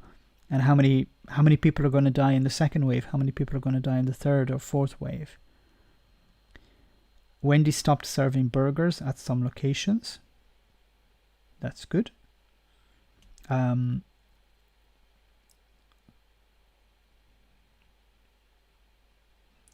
If you take meat away from people, they'll probably get angry, I would imagine. But these facilities are breeding grounds. We can't expect everyone else to follow the rules and make exceptions for some other groups. Like in the UK, the problem with the building sites, they were allowing building sites to continue, but people were not allowed to enter offices. And on a building site, you can't maintain social distancing. You rub against people. You can't stay 2 meters away. You can't be wearing a mask all the time. It's extremely uncomfortable. So the idea that you could maintain social distancing on a building site, perhaps depending on the building site, if it's a huge building site with a small workforce, perhaps, but generally if you're building homes, building houses, you can't maintain social distancing. It's happening in America too. Catalonia already has previous experience in emergency situations, having taken in people fleeing from the wars in the former Yugoslavia, first from Bosnia and Herzegovina, and then from Kosovo in 1990. Trump is forcing meat plants to stay open because some of the people donating to his campaigns support are billionaires who own these who partly own these plants, so they want them to reopen because it's affecting their profits. They don't care about the workers. They don't care about the spread of the disease. They care about making a profit. The 650 illegal crossing the channel border force figures triple is in reality since lockdown started. Some back now. Do you know they are? So who are some runaway refugee? No, I don't understand. But anyway, but I assume you didn't vote for Brexit. I read the reported cases of Pacasul Sodere have dropped dramatically in Italy due to Pacasul Sodere. Slap on the ass. Trump really wanted his Mac Trump burgers.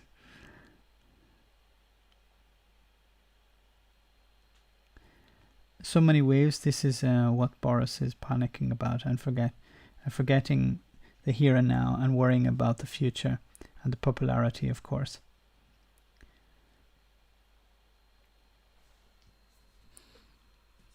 Okay, so I just want to talk about this problem of mixed messaging.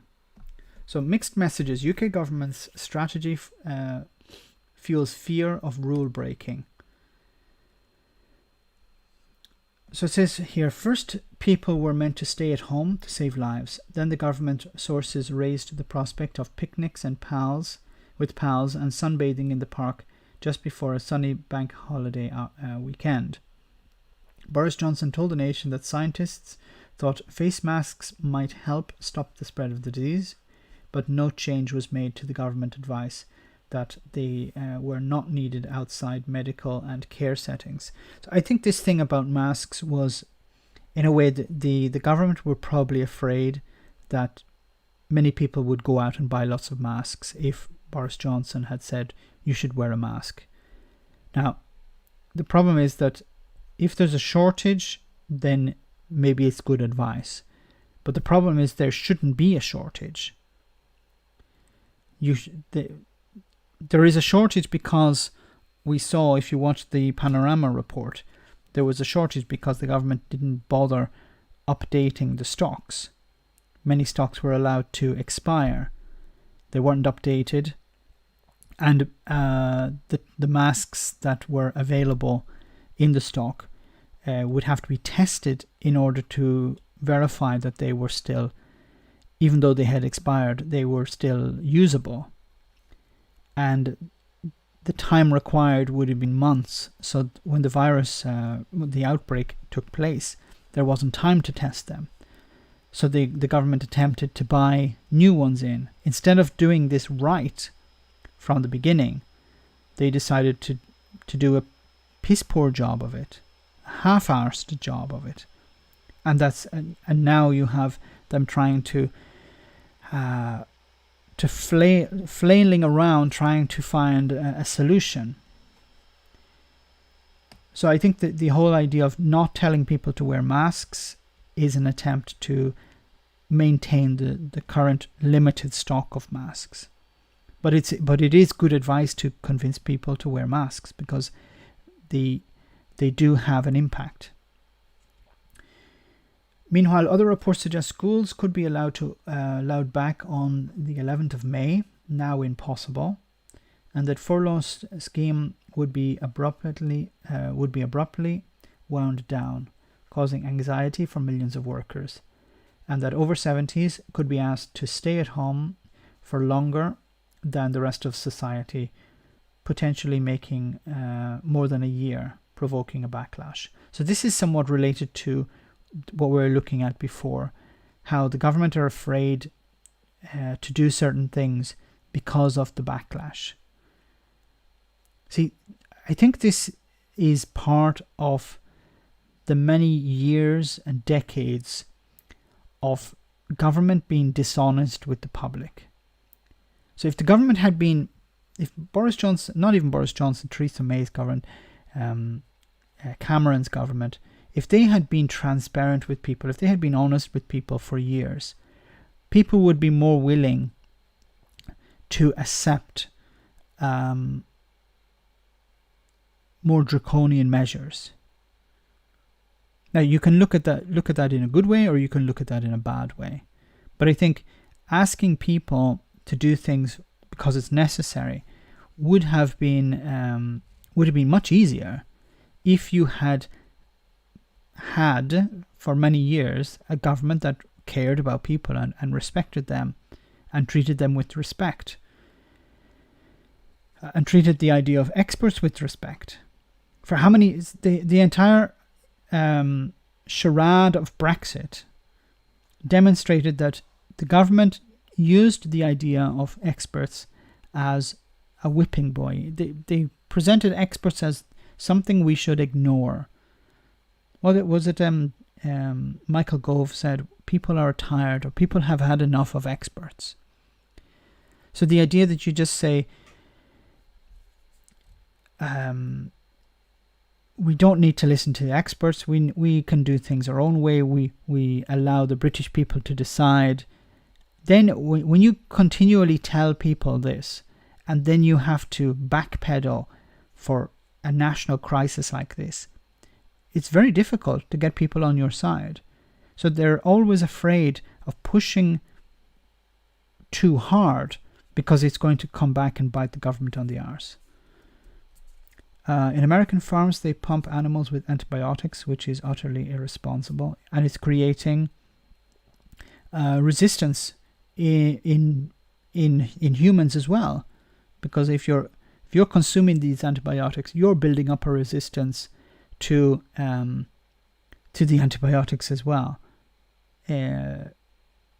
So it's defeating, it's damaging your immune system because you're consuming also these antibiotics.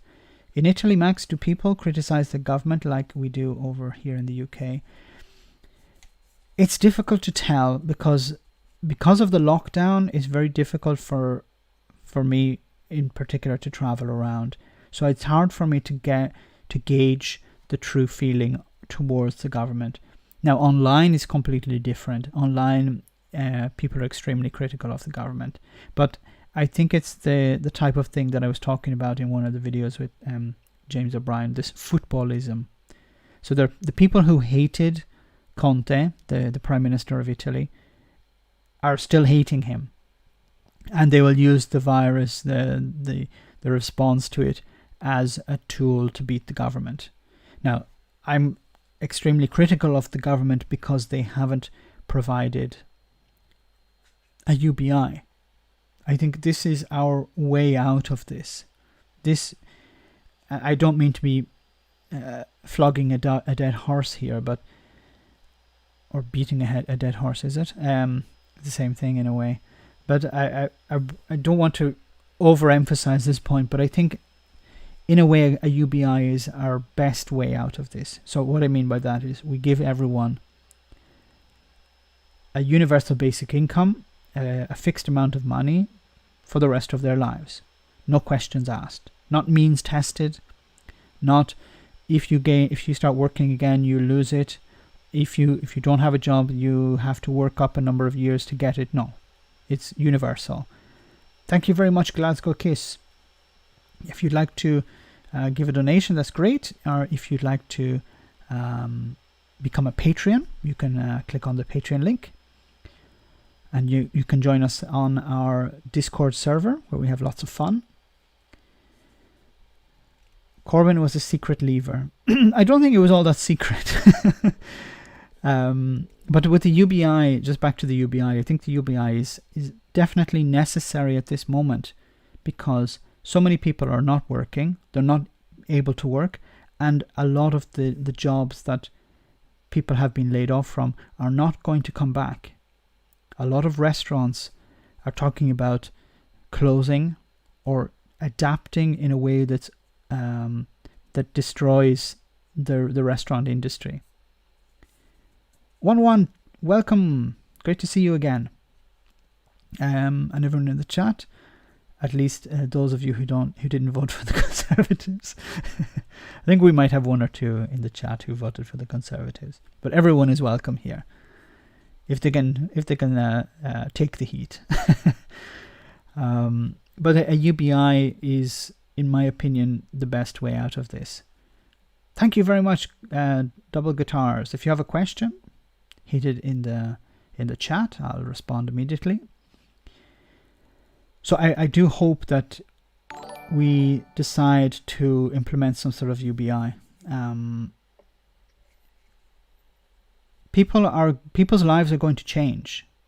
We're going to have to adapt to a new way of living. and we need, and the governments around the world need to facilitate that. But I can go on about UBI all night, and I won't do that. I've talked about it before. The S&P have been urging UBI, but the government aren't playing. So I think the problem, thanks for that comment, Stephen. So I think the problem is that people see the cost, and what they have done is they have introduced pilot projects for UBI, and the pilot projects were utter crap. So they would be something like, we're going to give you, hey, Glasgow case, thank you for that. Fist bump, boom, boom. That's nice. Thank you very much. I think with the UBI, when it's rolled out in a bad way, it damages the entire philosophy of it. So what I've been saying was, it was introduced in a way in some countries where it's 300 euros, for example, or 300 pounds a month, but it's not enough to live on. UBI 40. Ree Scott's dog says, I'm a big fan. I'm a great fan of UBI 40. I just can't see the Tories will do a UBI. I think they could do it in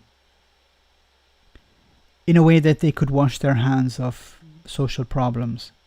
So universal credit, the social safety net, the NHS, these are all complicated issues, and I think for many Tories it's a problem to try and understand, okay, what can we get away with, what can we cut, but avoid a lot of the negative backlash from the public for doing these things. And a UBI could allow them to say, okay, here is the money, go and enjoy yourself. I didn't have a question. I just wanted to donate to thank you very much, double guitars. That's very kind of you. What is the problem with Sinn Féin and the EU? You'd have to be a bit more specific there, Michael. I'm not sure what you mean, because the Sinn Féin are a socialist party, so they regard the EU as, from what I know, they have changed their position somewhat recently, but traditionally Sinn Féin were anti-EU because they see EU as a moderate entity, and they would prefer a socialist Europe in a sense. So they feel that it's too centrist or too liberal. Nothing is a problem with Sinn Féin, and you are, Max.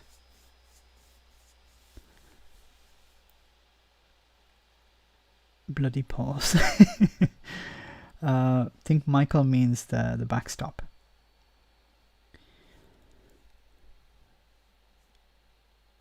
The backstop. What's going to happen with the backstop? We don't even know. I think we'll have to wait for the until June for whether Boris Johnson will ask for an extension to the transition period.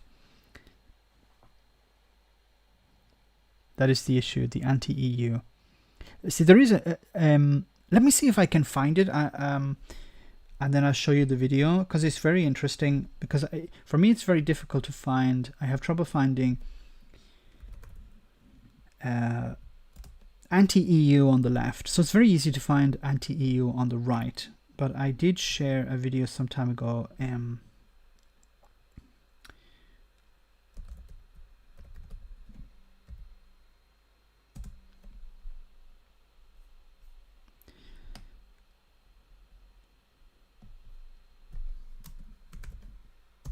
Just bear with me a moment.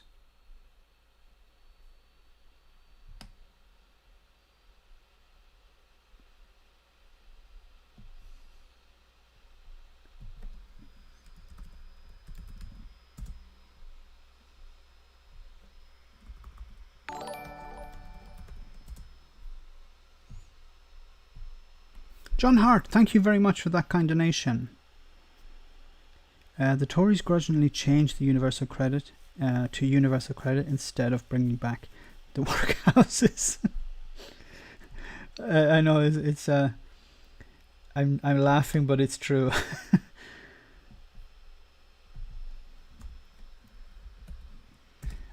Where is that video? I'm trying to find that interesting video.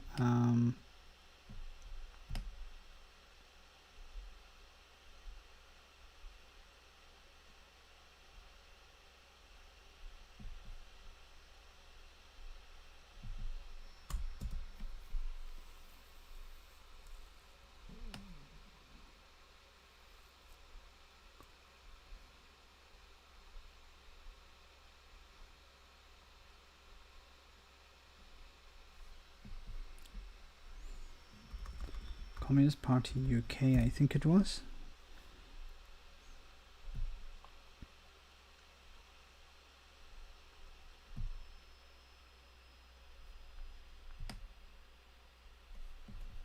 Here we are. So let me copy the link. We can watch a little part of it. It's a half an hour long, so we're not going to watch all of it. But there is, it is quite an interesting take on Brexit. The video is not new, but the message, I think, on the left regarding Brexit hasn't changed that much. So, community in the early, the result was. Okay, we'll go back to the beginning. So this is the Communist Party of the UK Communist Party, and they are Brexiteers. So let's hear what they have to say in regard to Brexit. So this video, as you can see, is from 2017, so it's after the referendum result, but they're going to explain why they support Brexit.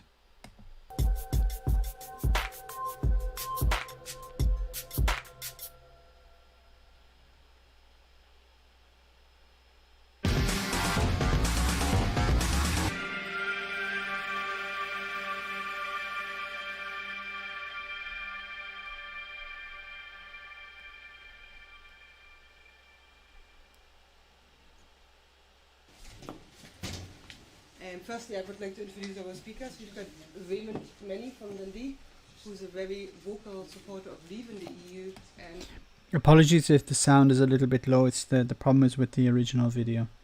I'm interested to hear what he's got to say about it. And then we've got Harvest, who told me it's okay to call him Harvest because I cannot pronounce the second name, from the KKE. And he's probably best placed to tell us how EU austerity affects the working classes and Night Raven says the UK has a communist party. It does. Yeah, all 5 members. And I can't wait to hear what you've got to say, Harris. Afterwards, we're going to have a couple of questions and answers. So shall we just start? So Raymond is going first. Okay, thanks, Chair. And I'd just like to thank the Scottish Committee for giving me this opportunity to address the Scottish Glasgow left on the question of the European Union. The Communist Party of Britain, on the left, has been the most consistent critic of Britain's membership of initially the European Economic Community and latterly the European Union. I can remember back in 1973 when he took us into the EEC in the January of that year, and the left as a section of society, the Labour Party left, the Trade Union left, the Communist Party, were all opposed to Britain joining the European Economic Community. And we were all supportive of the Wilson government's decision in 1974 to embark on a referendum. And the question was, do you want to stay in or do you want to leave? We were obviously campaigning for a leave vote, and the result was 1 in 3 people in Britain voted to come out of the EEC, the other 2 to 3 voted to remain in. And since that time, the working class of Britain has been at the beck and call of decisions made by unelected appointees, decisions made by a council of ministers, decisions made by not just the ruling class but transnational corporations. So just stop for a second. So it's actually quite interesting because he's John says, hard left, hard right. The two cheeks have the same arse. But it's very similar rhetoric. You're going to see a bit more in a moment. I'm not going to run the whole video, don't worry. But no, it's not George Galloway. Calm down, folks, calm down. But it's a lot of the rhetoric is very similar to the likes of Nigel Farage or the other Brexiteers on the right. Kira Library says the Communist Party was very strong in France, Greece and Italy in the 70s. I lost numbers tracking them. Glenn B, welcome.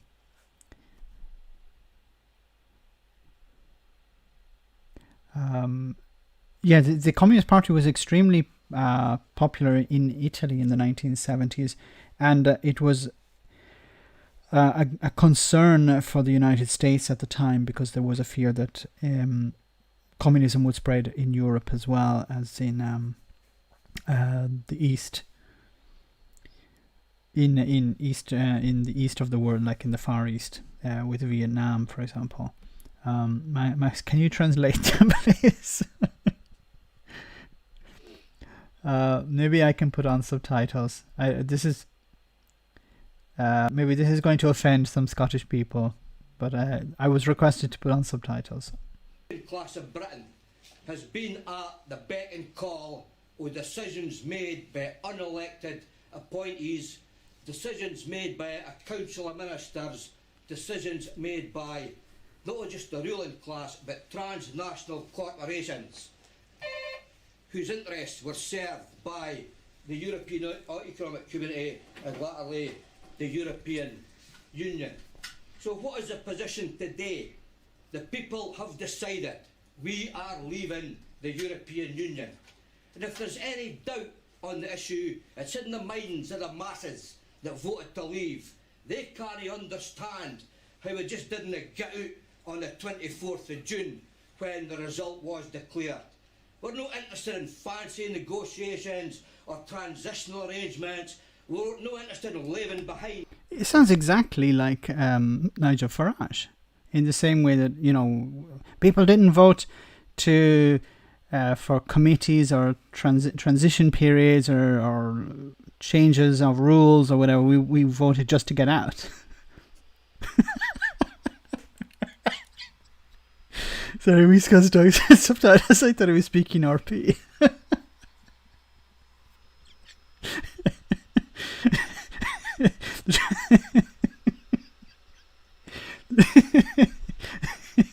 The translations are making worse. Why are we watching this? It was to identify the difference or maybe the similarities between the right Brexiteers, the right-wing Brexiteers, and the left-wing Brexiteers. This is the sort of thing that I think Jeremy Corbyn would have been saying back in his younger years. I can't understand the subtitles in Scottish. No, the subtitles are completely messed up. I think I don't know who wrote the subtitles. Maybe it's but then Farage is deliberately pitching to the working classes. So I think Farage is better. So why are these people, you know, conducting these meetings in the back of someone's loft? Why are they not in a hotel? Why are they not funded by millionaires? The message is still the same. It's just that I think Farage was able to use his I don't want to say glamour. I have no glamour. I can't use the word glamour with Nigel Farage, but he was able to sell the same message to ordinary people, and it worked. They're auto-generated captions, yes. They're not actually subtitles, real subtitles. What if you play it backwards? Okay. We'll just hear a little bit more of what he has to say, and I hope the Scottish people here are not too offended. Some lingering connection with what is a neoliberal bosses club set up not to bring peace to Europe if there is settler war, to bring profit to transnational corporations, to control the organised labour movement, and to make sure that the ruling class across Europe can take on individual sectors of workers as a cohesive employers unit. But see, the problem with this is that you're saying, yeah, we need to have an organized group of people around Europe to look out for workers. But I think a lot of the improvements workers have seen over the last number of decades is thanks to the European Union. You're saying we should set up a type of European Union to help with workers. Okay, maybe the benefits workers have achieved could have been a lot better, but a lot of the problems was not because of the European Union. It was because they were not implemented in individual countries. The European laws are correct. A lot of them are extremely good. Must be fun, Dundee. There's very little a difference between the extreme right and the extreme left now. Yes. The rhetoric is very similar. They use the same rhetoric. Maybe their goals are different. But unfortunately, I think they could... the message, what their overall message, I think, I would agree with. Workers need to have better working conditions, better rights. These rights should be defended. I can understand Chinese better than this.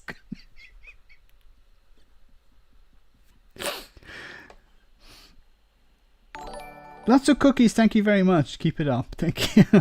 Thank you for that kind donation. It's worse. Okay. The US changed direction towards protecting people as individuals. The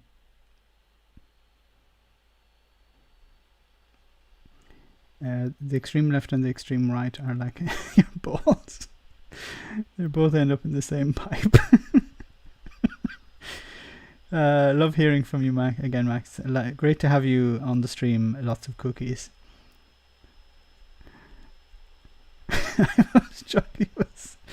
Many of you laws were strongly influenced by UK civil servants, and that's a fantastic point, Tom. That the UK was a leading force in what was good, or what is good about the European Union, and leaving took something away from the European Union, weakened the European Union in a very powerful way, I think. The EU has done more for workers than the Tories will ever do. So I'm afraid their point is mute. Yes. Max, are you a dog person, a cat person, or a cake person? Cake. I have a dog and a cat. I have 2 dogs and a cat. So, but I love cake, unfortunately. A friend just told me that Mike Pence has COVID-19, but I can't find out if it's true. All I've seen is that it's some of his staff have it. Yes, so double guitars. Before you come in, we were watching another video with Donald Trump, and in the video, Donald Trump said that Mike Pence doesn't have it. Okay, but some staff who had met with Mike Pence have it. But Mike has been flown far away. He didn't say where, but flown far away, so he'll be safe. So read into that as you wish.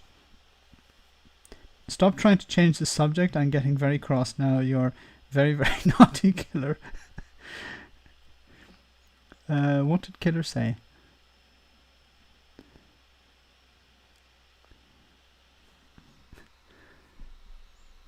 I just want to do a small part more on this. Unfortunately, apologies for people who don't understand him. And that's the real reason for the economic community. And I can remember an old party guy, Vic Selway, the vice chairman of the TNG, the chairman of the Finance and General Purpose Committee, well schooled in British and European politics. And he told me almost 25 years ago that a member of Hitler's Nazi cabinet was one of the main architects of the European Economic Community. So we've gone in this direction. We've gone down this road now.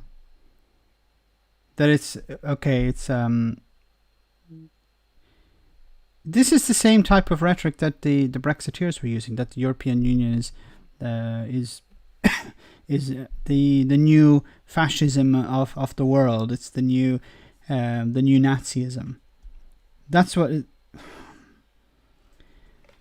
I'm sorry, but I forget what his name is. But that's all I need to hear from him, because he's not interested in realities. He's saying, okay, I want to a conspiracy theorist now. Really, I'm dumbfounded. I don't know what to say, but I think we've heard enough. But it gives you an understanding of the problems. The problems Brexit creates for both the left and the right.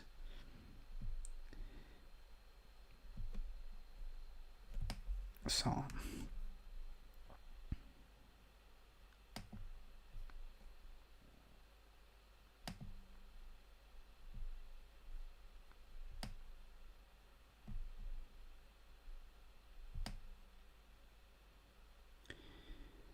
Okay, this is somewhat similar to what we were looking at before. This is like watching one of those comedy videos where the old lady dubs in Sturgeon's voice.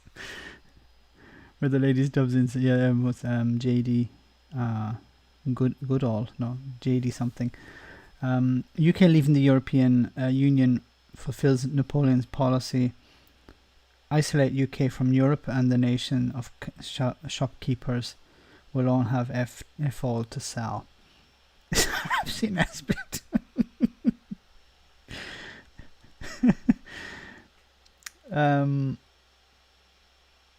But he only had 228 views. You know, you now made it 229.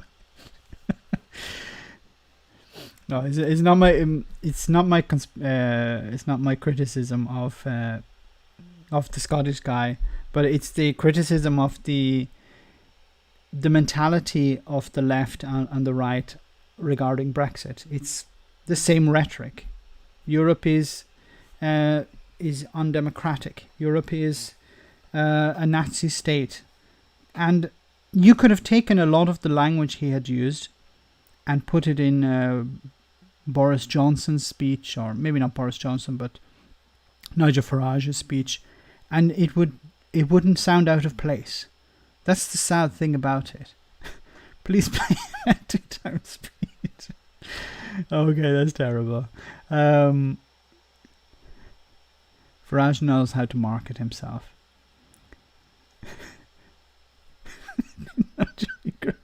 Cranky was so political. EU simply does what it does, and says they don't. To be honest, basic real politic. Welcome, Jimbo Jones. I didn't say hello to you before. Anne Whitcomb was the ultimate conspiracy hoaxer, with the EU as a slave owner and the unconscious irony of colonizers. Really, did she know what she was saying, or is it just somebody else writes the script?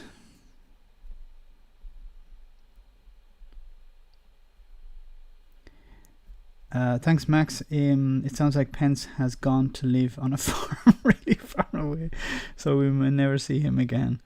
It was really weird. It was how Donald Trump said, yeah, he's gone far away. Where and why? Because they had said, no, he's not infected, but he's gone far away.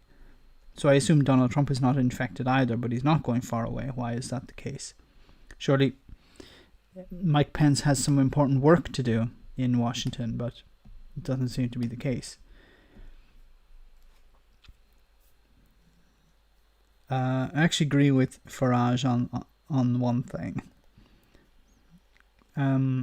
Yes, I've seen one firsthand today, how similarly the loony left and to the loony right. What can we call the loony right? Don't forget the EU SSR. Yes. I've seen a few of those in the comment section of some of my videos. The smoking ban. I was fair disappointed that I only got 1 like for my diatribe against Farage this morning. It was a tour de force for me, I tell you, quite the rant. I'll check it out. I didn't see it, I'm sorry. I wasn't on Discord that much today. So it says here, number 10, battles to regain control of lockdown messaging amid fierce criticism. So the government was on Thursday evening urgently trying to gain control of the next phase of the pandemic crisis as it faced fierce criticism and warning that mixed messaging was priming the public to give up on the lockdown. So this is similar to what we were talking before. If the message is not clear, then people will not follow it because the government is not forceful enough, perhaps. Downing Street plans to lay out a roadmap on Sunday. So this will be very interesting and I hope to be able to cover it. So it'll be Boris Johnson on Sunday is going to release a video and he's going to lay out a roadmap for the ending of the lockdown. On Sunday, we're thrown into chaos by a rash of headlines pointing to a significant easing next week. This prompted concern from many quarters, including one from one of the government's scientific advisors who said the public were mistakenly given a green light to abandon the lockdown. So you have this conflict between what, and I've said this before, the government want to go in one direction and the scientists want to go in a different direction. The scientists want to suppress the infection rate. The government want to be like Donald, in a similar pattern to Donald Trump. They want to reopen everything. They want to get the businesses running again. And I understand the requirement for that. But that would be understandable. But instead what they're doing is they are giving mixed messages to the public. Yes, you can... Don't go to work unless you're an essential worker. Okay, but who is an essential worker? This was the problem at the very beginning. They didn't explain who was an essential worker. So some people believed they were essential workers, didn't go to work, and then they received a call from their boss saying, why are you not at work? It's really unhelpful to have bits and pieces of information leaked. As a member of the SAGE Advisory Committee told The Guardian. So this is this is not leaked, this is released. But this is typical of what the Tories and Dominic Cummings have been doing for a long time now. What they do is they come up with a plan or some type of idea and they say, okay, how can we judge whether this will have a positive or a negative impact on our policies. So what they do is they leak information. So it could be something like, we're going to allow people to go visit other family members. Let's see how the public react to that. So this would be leaked first, so they can deny it later. So they can say, no, we didn't say that. That was not our policy. If it has if the feedback is positive, then they officially release it. If the feedback is negative, then they deny it was ever part of their policy. But this is not a good way to run an information campaign for dealing with the coronavirus. You need to be clear. Because some people may feel, well, I heard a leak about it, that maybe that was the real news. That was the real story. And then they will assume that that's what's going to happen. Then when it doesn't happen, they may ignore it. And they will go out and about as if it was the real information. He goes on to say it's a member of the Stage Advisory Committee told The Guardian, it's extremely damaging. If people are primed to look at things in a certain way, it will shape how they receive the information. So on Sunday, they will be looking for the green lights and they won't notice the red lights. It's a really powerful way of influencing people. And I think it's going to be like that. Boris Johnson was started with, well done, you're doing great.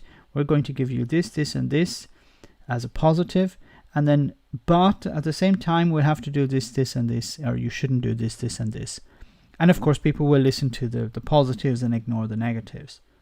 And then when things don't work out, the government will blame the people for doing the negatives and not listening. The mixed messages emanating from the government also infuriated the Scottish and Welsh governments, threatening to rupture the four nations approach number 10 has sought to pursue. As ministers scrambled to dampen expectations before the bank holiday weekend, Dominic Raab insisted any changes to the lockdown made by the Prime Minister on Sunday will be modest, small, incremental and carefully monitored, after a chorus of voices warned against relaxing restrictions prematurely. Jamie, welcome to the stream. So some of the restrictions, or maybe non-restrictions, sunbathing, long walks and unlimited exercise are likely to be permitted, government sources suggested. Why sunbathing? I understand people want to sunbathe, but it's not. What happens is people stay out for a long time. That means it increases the risk that they are, increases the risk that they're going to get infected or infect others. You know, a long walk maybe is less of a problem, but if people are staying in one place and when you want to sunbathe, you want to find a good spot, and a lot of people will go there. So parks will fill up. So I don't think it's a good approach. I like to be permitted. But Downing Street poured cold water on the idea of wider changes, saying Boris Johnson had told his cabinet he would exercise a maximum caution in moving to the next phase of the crisis. Vitamin D, I guess. I want to see Boris on a poker stick. I love these comments. And Rab said, as we enter as we enter another long bank holiday weekend, I think the message is very clear. Follow the guidance. There is no change today in the guidance or in the rules, but the Prime Minister will set a roadmap on Sunday. See, that's what the problem is. People are expecting Boris to come out and say, yeah, you can do this, this and this. Why is Boris Johnson releasing this roadmap? Wouldn't it be better to have a scientist release this? This is the thing. I understand the need for Boris Johnson to speak to the public. But Boris Johnson doesn't have the trust of the public. They won the election, but that doesn't mean that the people trust them. People voted for Boris Johnson knowing that he's a liar, knowing that he doesn't tell the truth. So how can you trust him? I can understand if the chief medical officer had come out and said, I'm going to tell you what you can do. I think people would trust more the chief medical officer, but I think the problem is that the party want Boris Johnson in charge. They don't want somebody else stealing his thunder. That's why they don't allow the chief medical officer to present what you should be doing and what you shouldn't be doing. The same way in the United States, when Fauci, Dr. Fauci speaks, people listen. When Donald Trump speaks, they cover their ears or place their palms on their heads. Anyway, Johnson briefed opposition leaders about plans for the next stage on Thursday, and one source with knowledge of the call said he appeared almost uncomfortable about some of Thursday's front pages, whose headlines included "Happy Monday" and "Hooray." "Lockdown freedom beckons." This was not bombastic Boris, but he has quite a different character. He was far more dovish about lockdown than has been suggested. I have noticed a difference in Boris Johnson of late. Now, it could have been I saw him in Parliament, and when he was in Parliament, he was very timid. Now, that could be because he didn't have his crowd of supporters behind him, and he didn't have Jeremy Corbyn opposite him. But I do see him much more serious, less jolly as he normally is. The Scottish First Minister Nicola Sturgeon warned that it would be a potentially catastrophic mistake to move too quickly. And a statement from the Welsh government said some of the reporting in today's newspapers is confusing and risks sending mixed messages to people across the UK. This is the problem when you have the government in bed with the likes of Rupert Murdoch's media outlets. Who is deciding the policy? I think there's an attempt once again to leak information to the newspapers, trial it, see how the public react, and unfortunately the media run with the message because they want to sell newspapers, and the government lose control of the message.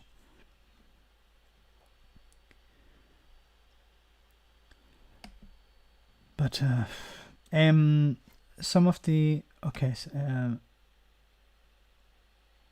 the Welsh Education Minister Kirsty Williams later insisted the country's schools would not open on the 1st of June, whatever England decides, and she urged the Welsh public not to share information from other sources. Baroness Sal Brinton, a former president of the Liberal Democrats, who also has been leading the party's response to the coronavirus outbreak, said, "I think people are taking it to mean that they can travel around for the bank holiday weekend. I've seen some tweets about lots more traffic on the roads. The messages are deliberately mixed to accelerate spread without proven liability," says Global Twig. Boris looked terrified at question time. Boris looks like a child being told off by a parent he's scared of when Starmer questioned him. Yeah, and I think Glasgow Kiss had brought up somewhere that Boris Johnson is in a particular position at this moment because he's not. Parliament isn't full. It would be interesting to see the response or the same debate take place if Parliament was full of MPs. So because Parliament isn't full, it's not a real case scenario. So it'd be interesting to see the alternative. But I think Starmer is someone who can hold Boris Johnson to account in a better way than Jeremy Corbyn could. Well, they announced the announcement of the announcement on the announcement, but nothing else has been announced. Clear as mud. The grass near my house looked like it had a festival going on there today. I think the US and the UK are going in a particular direction. We're going to open up more and more, faster and faster, and hope for the best. Because I think that seems to be the approach at the moment. The Tories didn't have enough PPE, the idea I think was probably, let's hope for the best. They ignored the evidence, they ignored the calls to close down the country before, and they said, let's hope for the best. And now the message is not clear, and they're sending out one day one message and another day another message, and they're not able to stay on a single message. And the idea behind it all, of course, I think is, let's hope for the best. Let's hope that people don't get infected. Let's hope that the NHS doesn't get overwhelmed. Let's hope that they have enough PPE. Let's hope that they have this. Let's hope they have that. But that's not the way to deal with the crisis.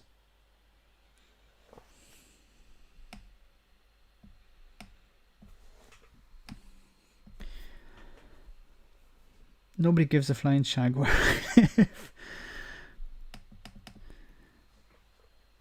It's very worrying that people don't care. I'm not holding up Italy as a perfect example, but I do see people care here. They are very worried. I'll see about taking some photos tomorrow if I remember. But the vast majority of people are wearing masks and wearing gloves. They're respecting social distancing. As I said, when I went to the supermarket today, I had to wait outside for a few minutes. There was a type of security guard who was an employee who's asked people, wait a moment, wait for someone to exit, then you can enter.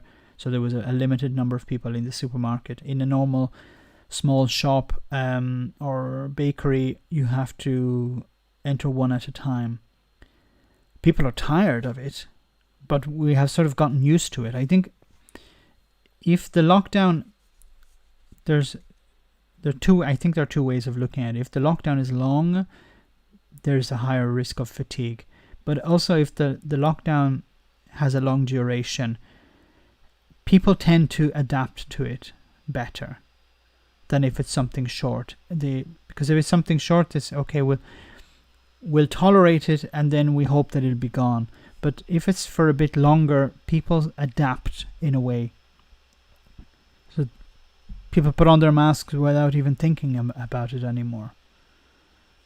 I had actually gone out the other day for a walk. I had taken a few steps from my home and I realized the mask. I have to put on the mask. Nobody had told me. I could have actually gone. It's very quiet here. I could have actually gone without it, but I felt no, it's the right thing to do. So I went back in and I put it on. So I think it is being presented to people that it is something that we're going to have to get used to for the foreseeable future. So we've sort of given in to that. I don't know if that's a good thing or a bad thing, but I think with giving people a message that everything is going to be better soon, we just have to wait another week or two and then we can go back to normal. The likes of Donald Trump basically telling people it's going to go back to normal in a few weeks' time or in a month's time is extremely damaging, because it's not going to go back, and people are going to be extremely angry and extremely worried when things don't go back. Max, what did you make of Sajid Javid call to open up the country as fast as possible? Was it a dig at Boris, or was it him setting up Boris to look thoughtful and in control? That's a good question. I didn't know about that. I didn't hear about that. I think Sajid Javid is maybe looking for a way to become Prime Minister again soon. So he's looking for a way to knock Boris off his pedestal. I wouldn't see it as a way of making Boris look better, because there's no real benefit now. I think Boris is in trouble.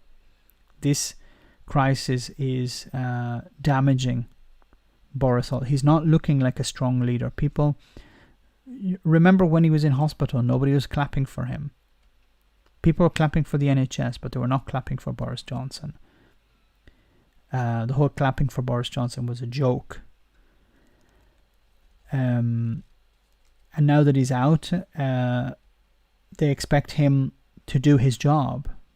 The honeymoon period was very, very short. When he came out of hospital, yeah, good, he's back, he's fine. Now get back to work. So I think he is damaged goods. And I think the Conservative Party perhaps are looking for the next leader. Not sure when, but it could happen sometime soon. So Glasgow Kiss sent me a link, so let's have a quick look at that.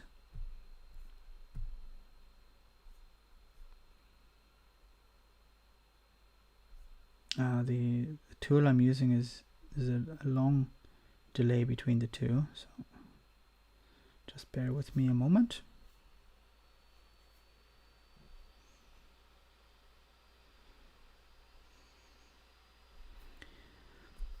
We're off topic. This is my point. If a government in extreme left or right started off with various intentions to better the society in the beginning, would end up with autocracy.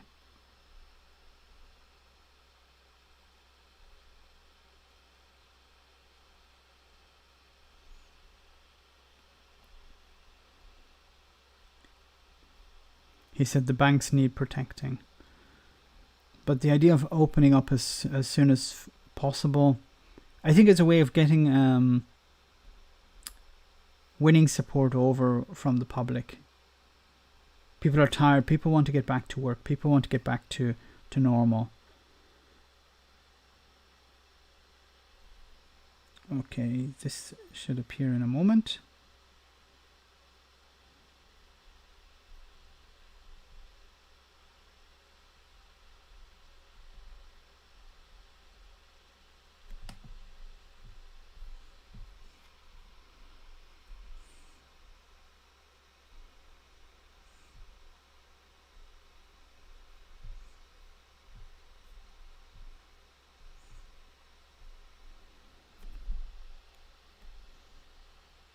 The Nordic countries seem to be doing all right.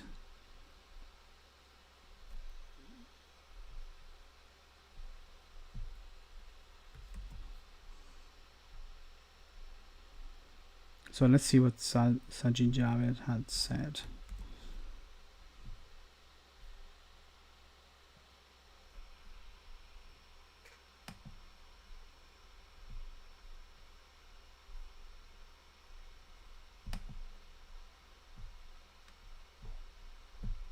Oh, it's not working. One moment. So Sajid Javid said proposes different lockdown rules based on age to reopen economy. Okay.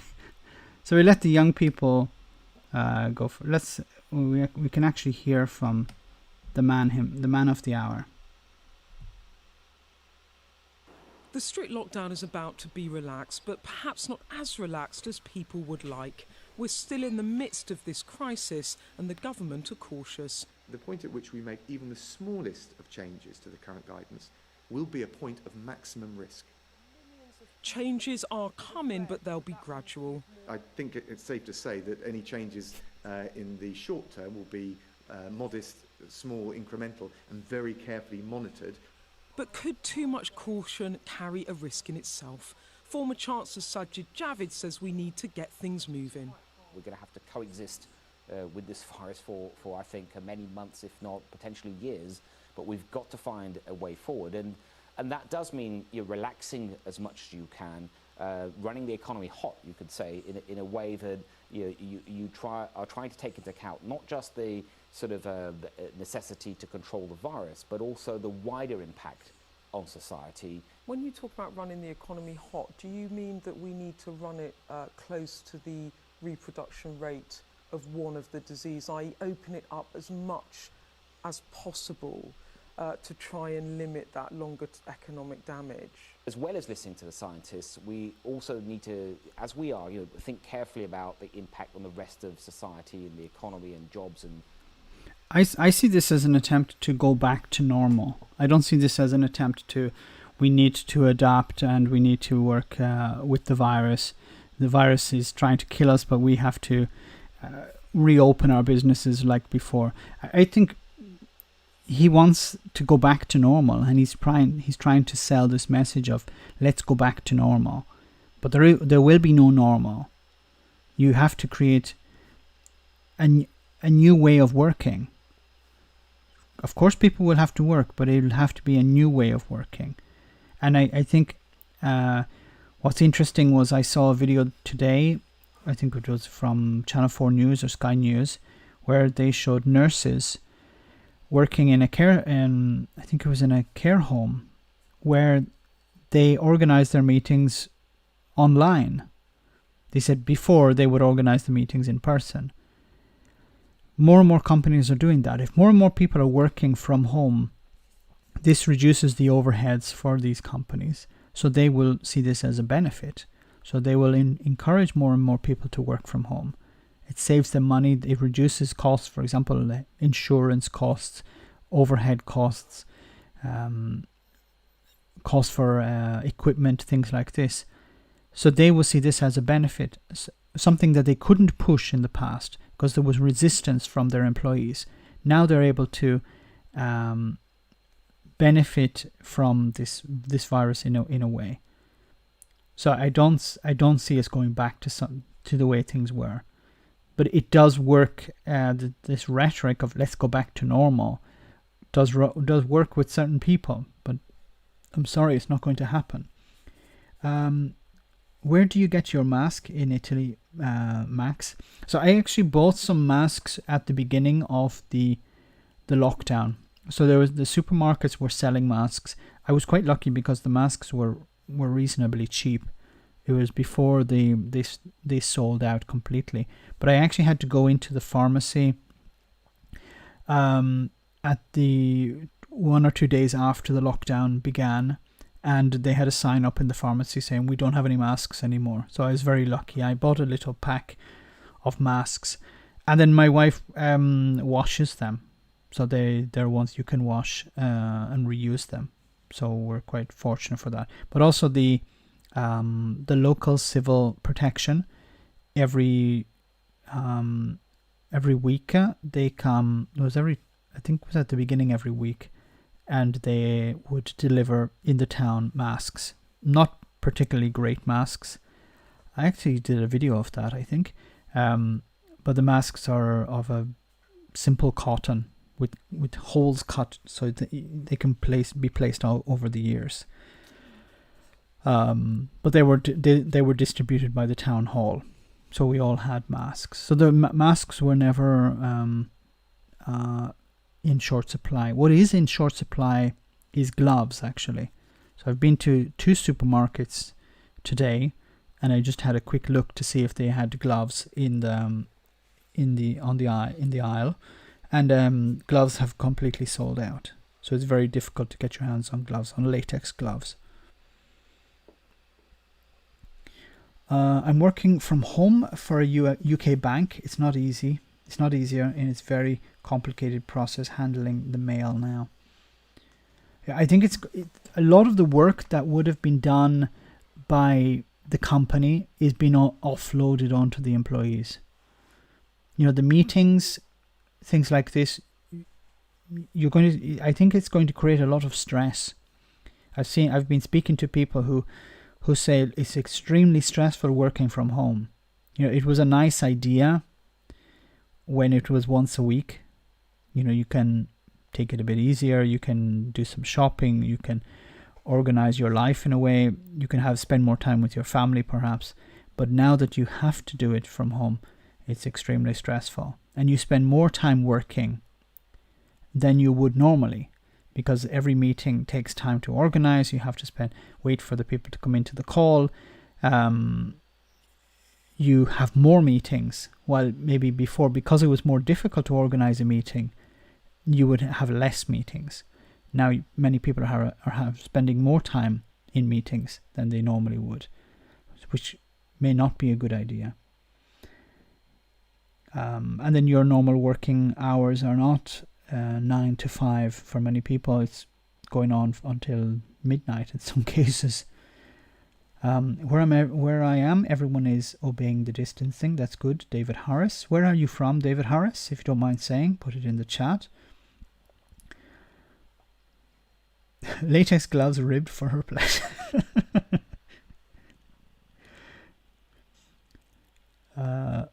I'm okay with it, to be honest, but it's stressing some customers who are not getting their money as quick.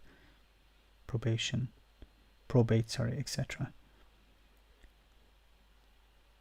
No, it's not confusing. Left-leaning with extreme. This is what people call vertical isolation. Fancy words for herd immunity.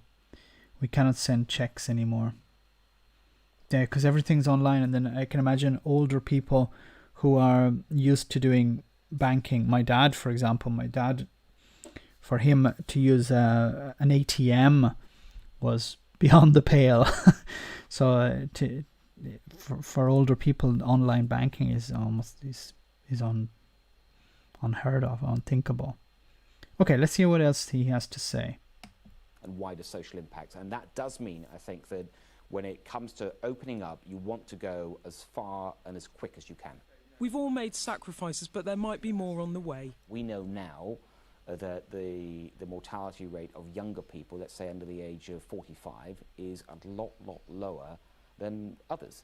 And it might be the case that in the future we can find a way that we focus our protection on those that are most vulnerable. But this is like the herd immunity again. We allow the younger people to get infected, but it doesn't affect them in the same way, so they're able to work. And then the older people who are not working, well, to hell with them. QA Library says a number of international banks are looking at greatly reducing or even more than that with office space. If you need an office for a meeting or work, you have as a branch of the bank. So yeah, I can imagine. I imagine office space is going to plummet in value because so fewer people will be needing it, and I think rents are also going to drop because it will be difficult to rent, because some of the rents in large cities are extremely expensive. Handled cash.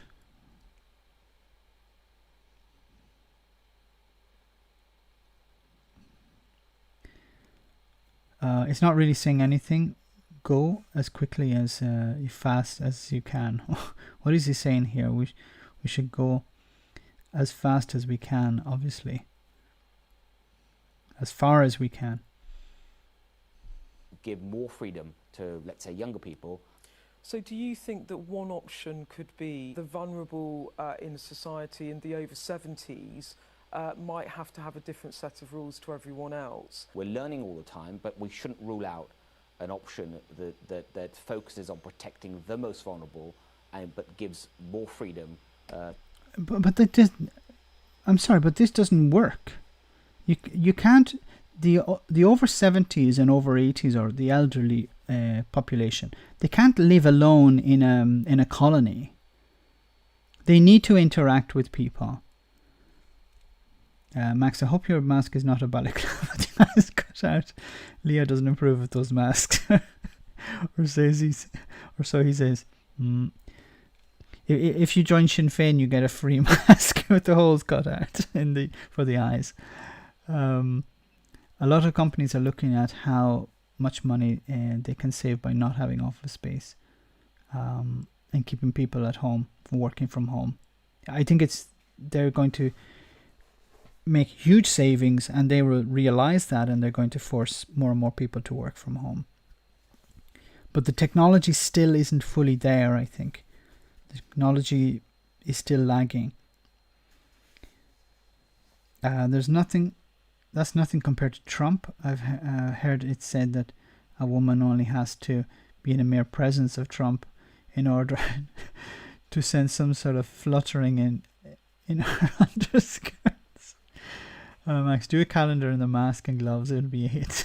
It'll be topical, yes. To others, So we are going to have to treat different age groups differently. you may have to. Okay, so but as I was saying, you can't isolate the elderly completely, because they have to interact with. You have nursing staff. You don't have nursing staff who are in their 70s. So the nursing staff are going to have to interact with the elderly. People who are delivering goods to the elderly in these homes, the cleaners, that you can't completely isolate the over 70s. They have to be looked after. They have to be fed. They have to be cleaned. They have to have their homes or their care homes managed.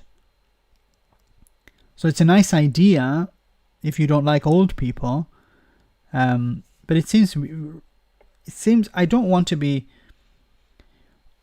overly mean to Savage Javed, but it seems almost like let's just throw the old people under a bus.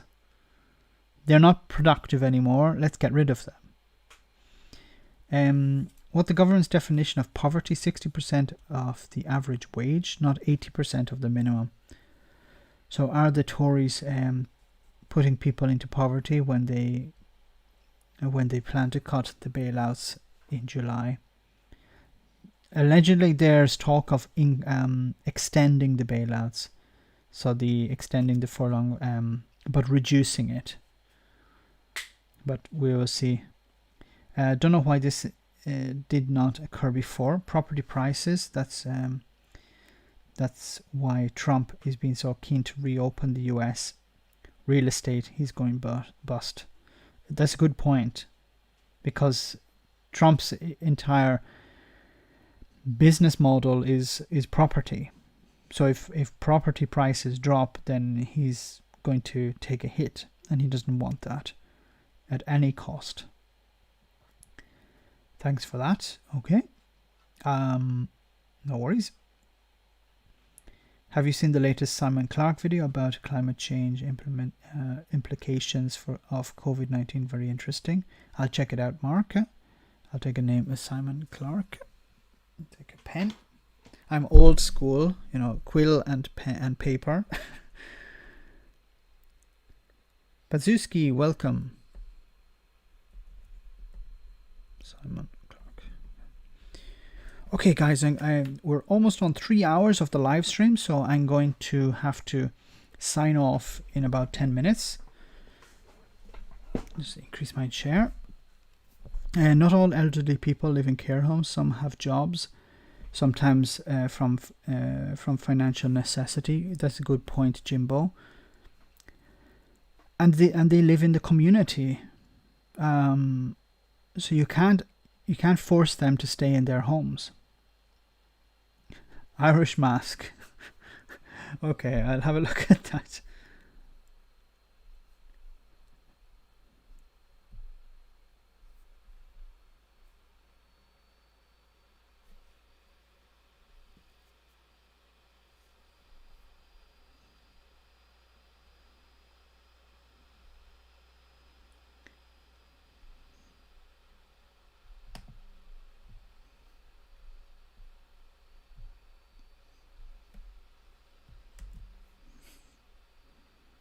Let's see that. One moment.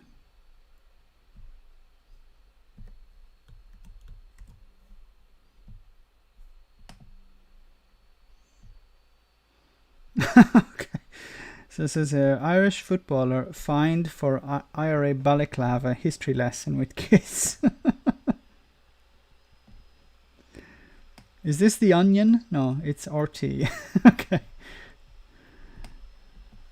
Hey Max, on the topic of Trump Play This, the guy won a Scot of the Year. Okay, so we'll move from the balaclava guy to the. So I'll just read this. Let me open the other one, so I have it.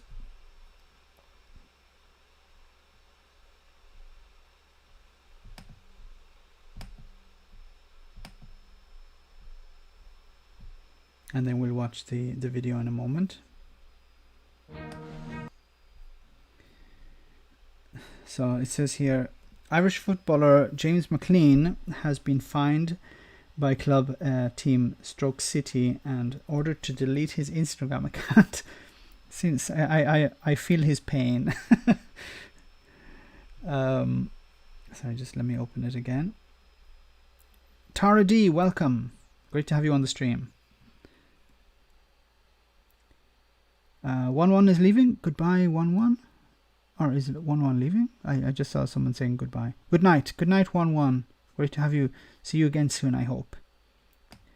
So Irish football is so ordered to delete his Instagram account after posting a message in which he was seen wearing a balaclava while giving his children as a history lesson. Okay, well, it's his children. It's not someone else's children.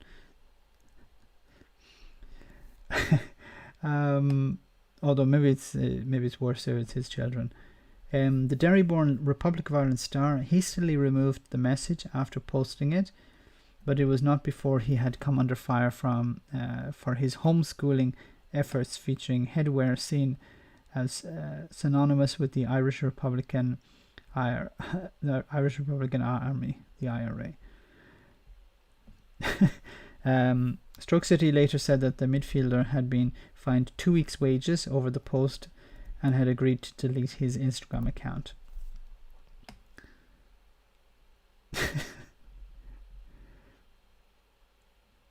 Let me see, did he say anything about it? So he deleted the account, but he has not. That has not stopped McLean receiving significant abuse from fans in the trench, in the terraces, while the footballer also received death threats.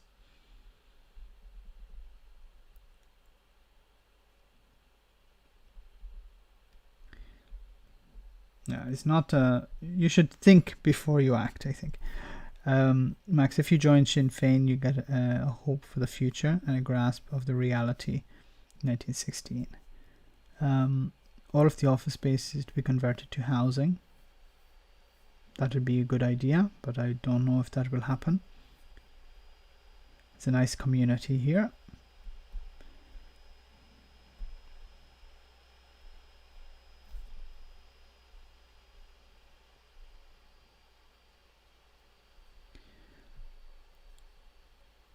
He's the one who refused to wear a poppy.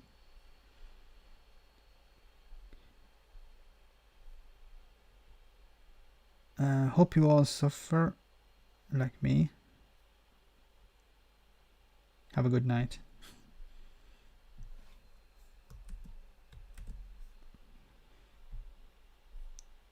Good night, David. What do you think of the quarantine for 2 weeks Boris wants for all coming into the UK? Who will go there, and if who will go there if they have to do a short job? I think a quarantine is necessary. You seem to have a very strong, healthy stream this evening. Well done. Not well done to me, well done to the hamsters.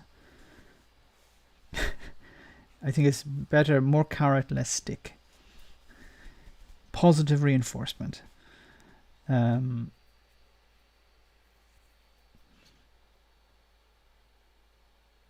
So what do you think of the 2-week quarantine? I think a quarantine is necessary. I know it's not good, but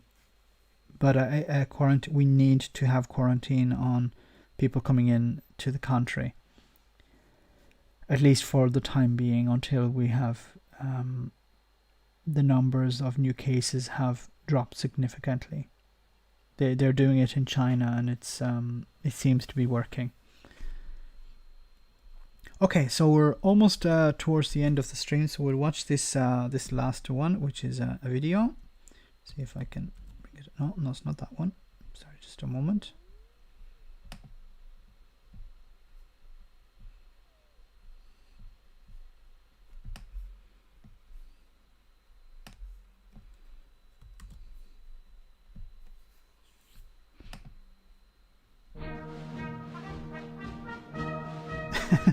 Okay, so let me just scroll back a bit. Whoops.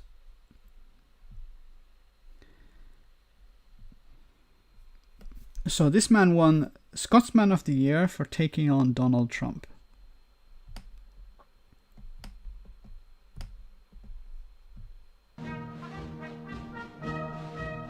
Go back and ruin his own country rather than come over to Scotland and ruin our country.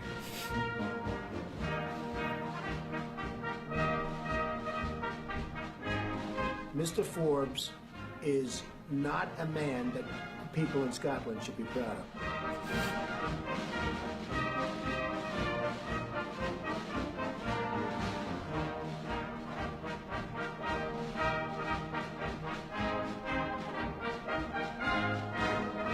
Mr. Forbes lives in a pig-like atmosphere. It's disgusting. It's a slum. I mean, it's horrible the way he maintains it. Trump's a compulsive liar.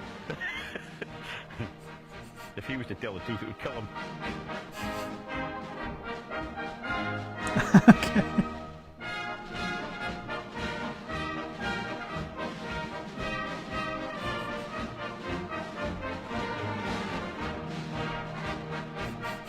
Pissed off Trump.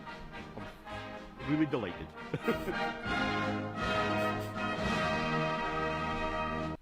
Fantastic. I love the. I had read about the Mexican flag, but I hadn't seen the video. So, well done. This is the little man standing up to the bully. Oh, thank you, 1-1 for 1-1 has joined Patreon. That's fantastic news. No, Max, don't sign off. Keep going. You were on the Danton than Robespierre, and it's a very bad thing, Max. Javid should realize that the elders are more likely to vote. You shouldn't kill off your voting base. Michael Forbes. Hail Michael Forbes. Yeah, I'm Molly too.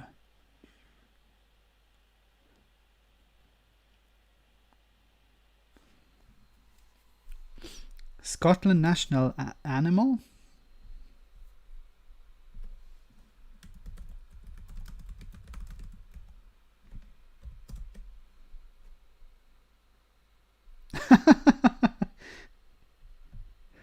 So the Scottish national animal is the unicorn. Did the Brexiteers know that? So I love the Mexican flag, the Mexican flags to Trump, the garlic to vampires. Michael Forbes, the cure for depression. Exactly. Michael Forbes for DNC nomination. Yes, Glasgow Kiss is right. Chat's still available on Discord with the Patreon subscription, by the way, £3 a month. Thank you very much for posting that, Glasgow Kiss.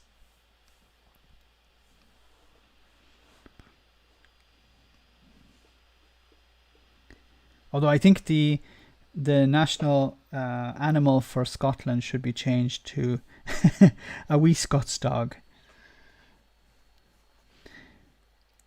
Yes, turning on the oldies is a real good strategy. Trump is doing the same thing.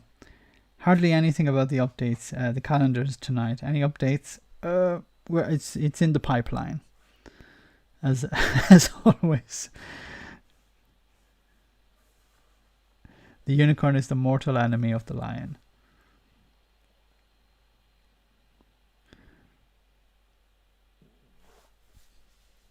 So guys, it was a great live stream tonight. We covered a lot of things. Thanks so much for all of your comments. Thanks so much for your donations and your super chats. It was you're very kind, too kind. I don't deserve it. Any chance of moving these streams 1 hour earlier, or is that an unpopular change? Well, I think no, I don't think it's a problem. I need to check. I don't want to clash with some of the other lives. There is another live stream with another. It's up your arse. It's a long life after Max. But I'll see about if it's possible to do a live stream before, because here in Italy it's 10 p.m., which is a good time actually for me. But I'll see if it's possible to do it earlier, or at least half an hour earlier, so we can get some compromise in there. So thanks to everyone for coming on the stream. Stay safe. Remember, wash your hands and put on your mask, and stay away from people. Stay away from Mike Pence, because he may be infected, but we don't know. So have a good night, guys. I'll see you next Tuesday, hamsters permitting. So stay safe and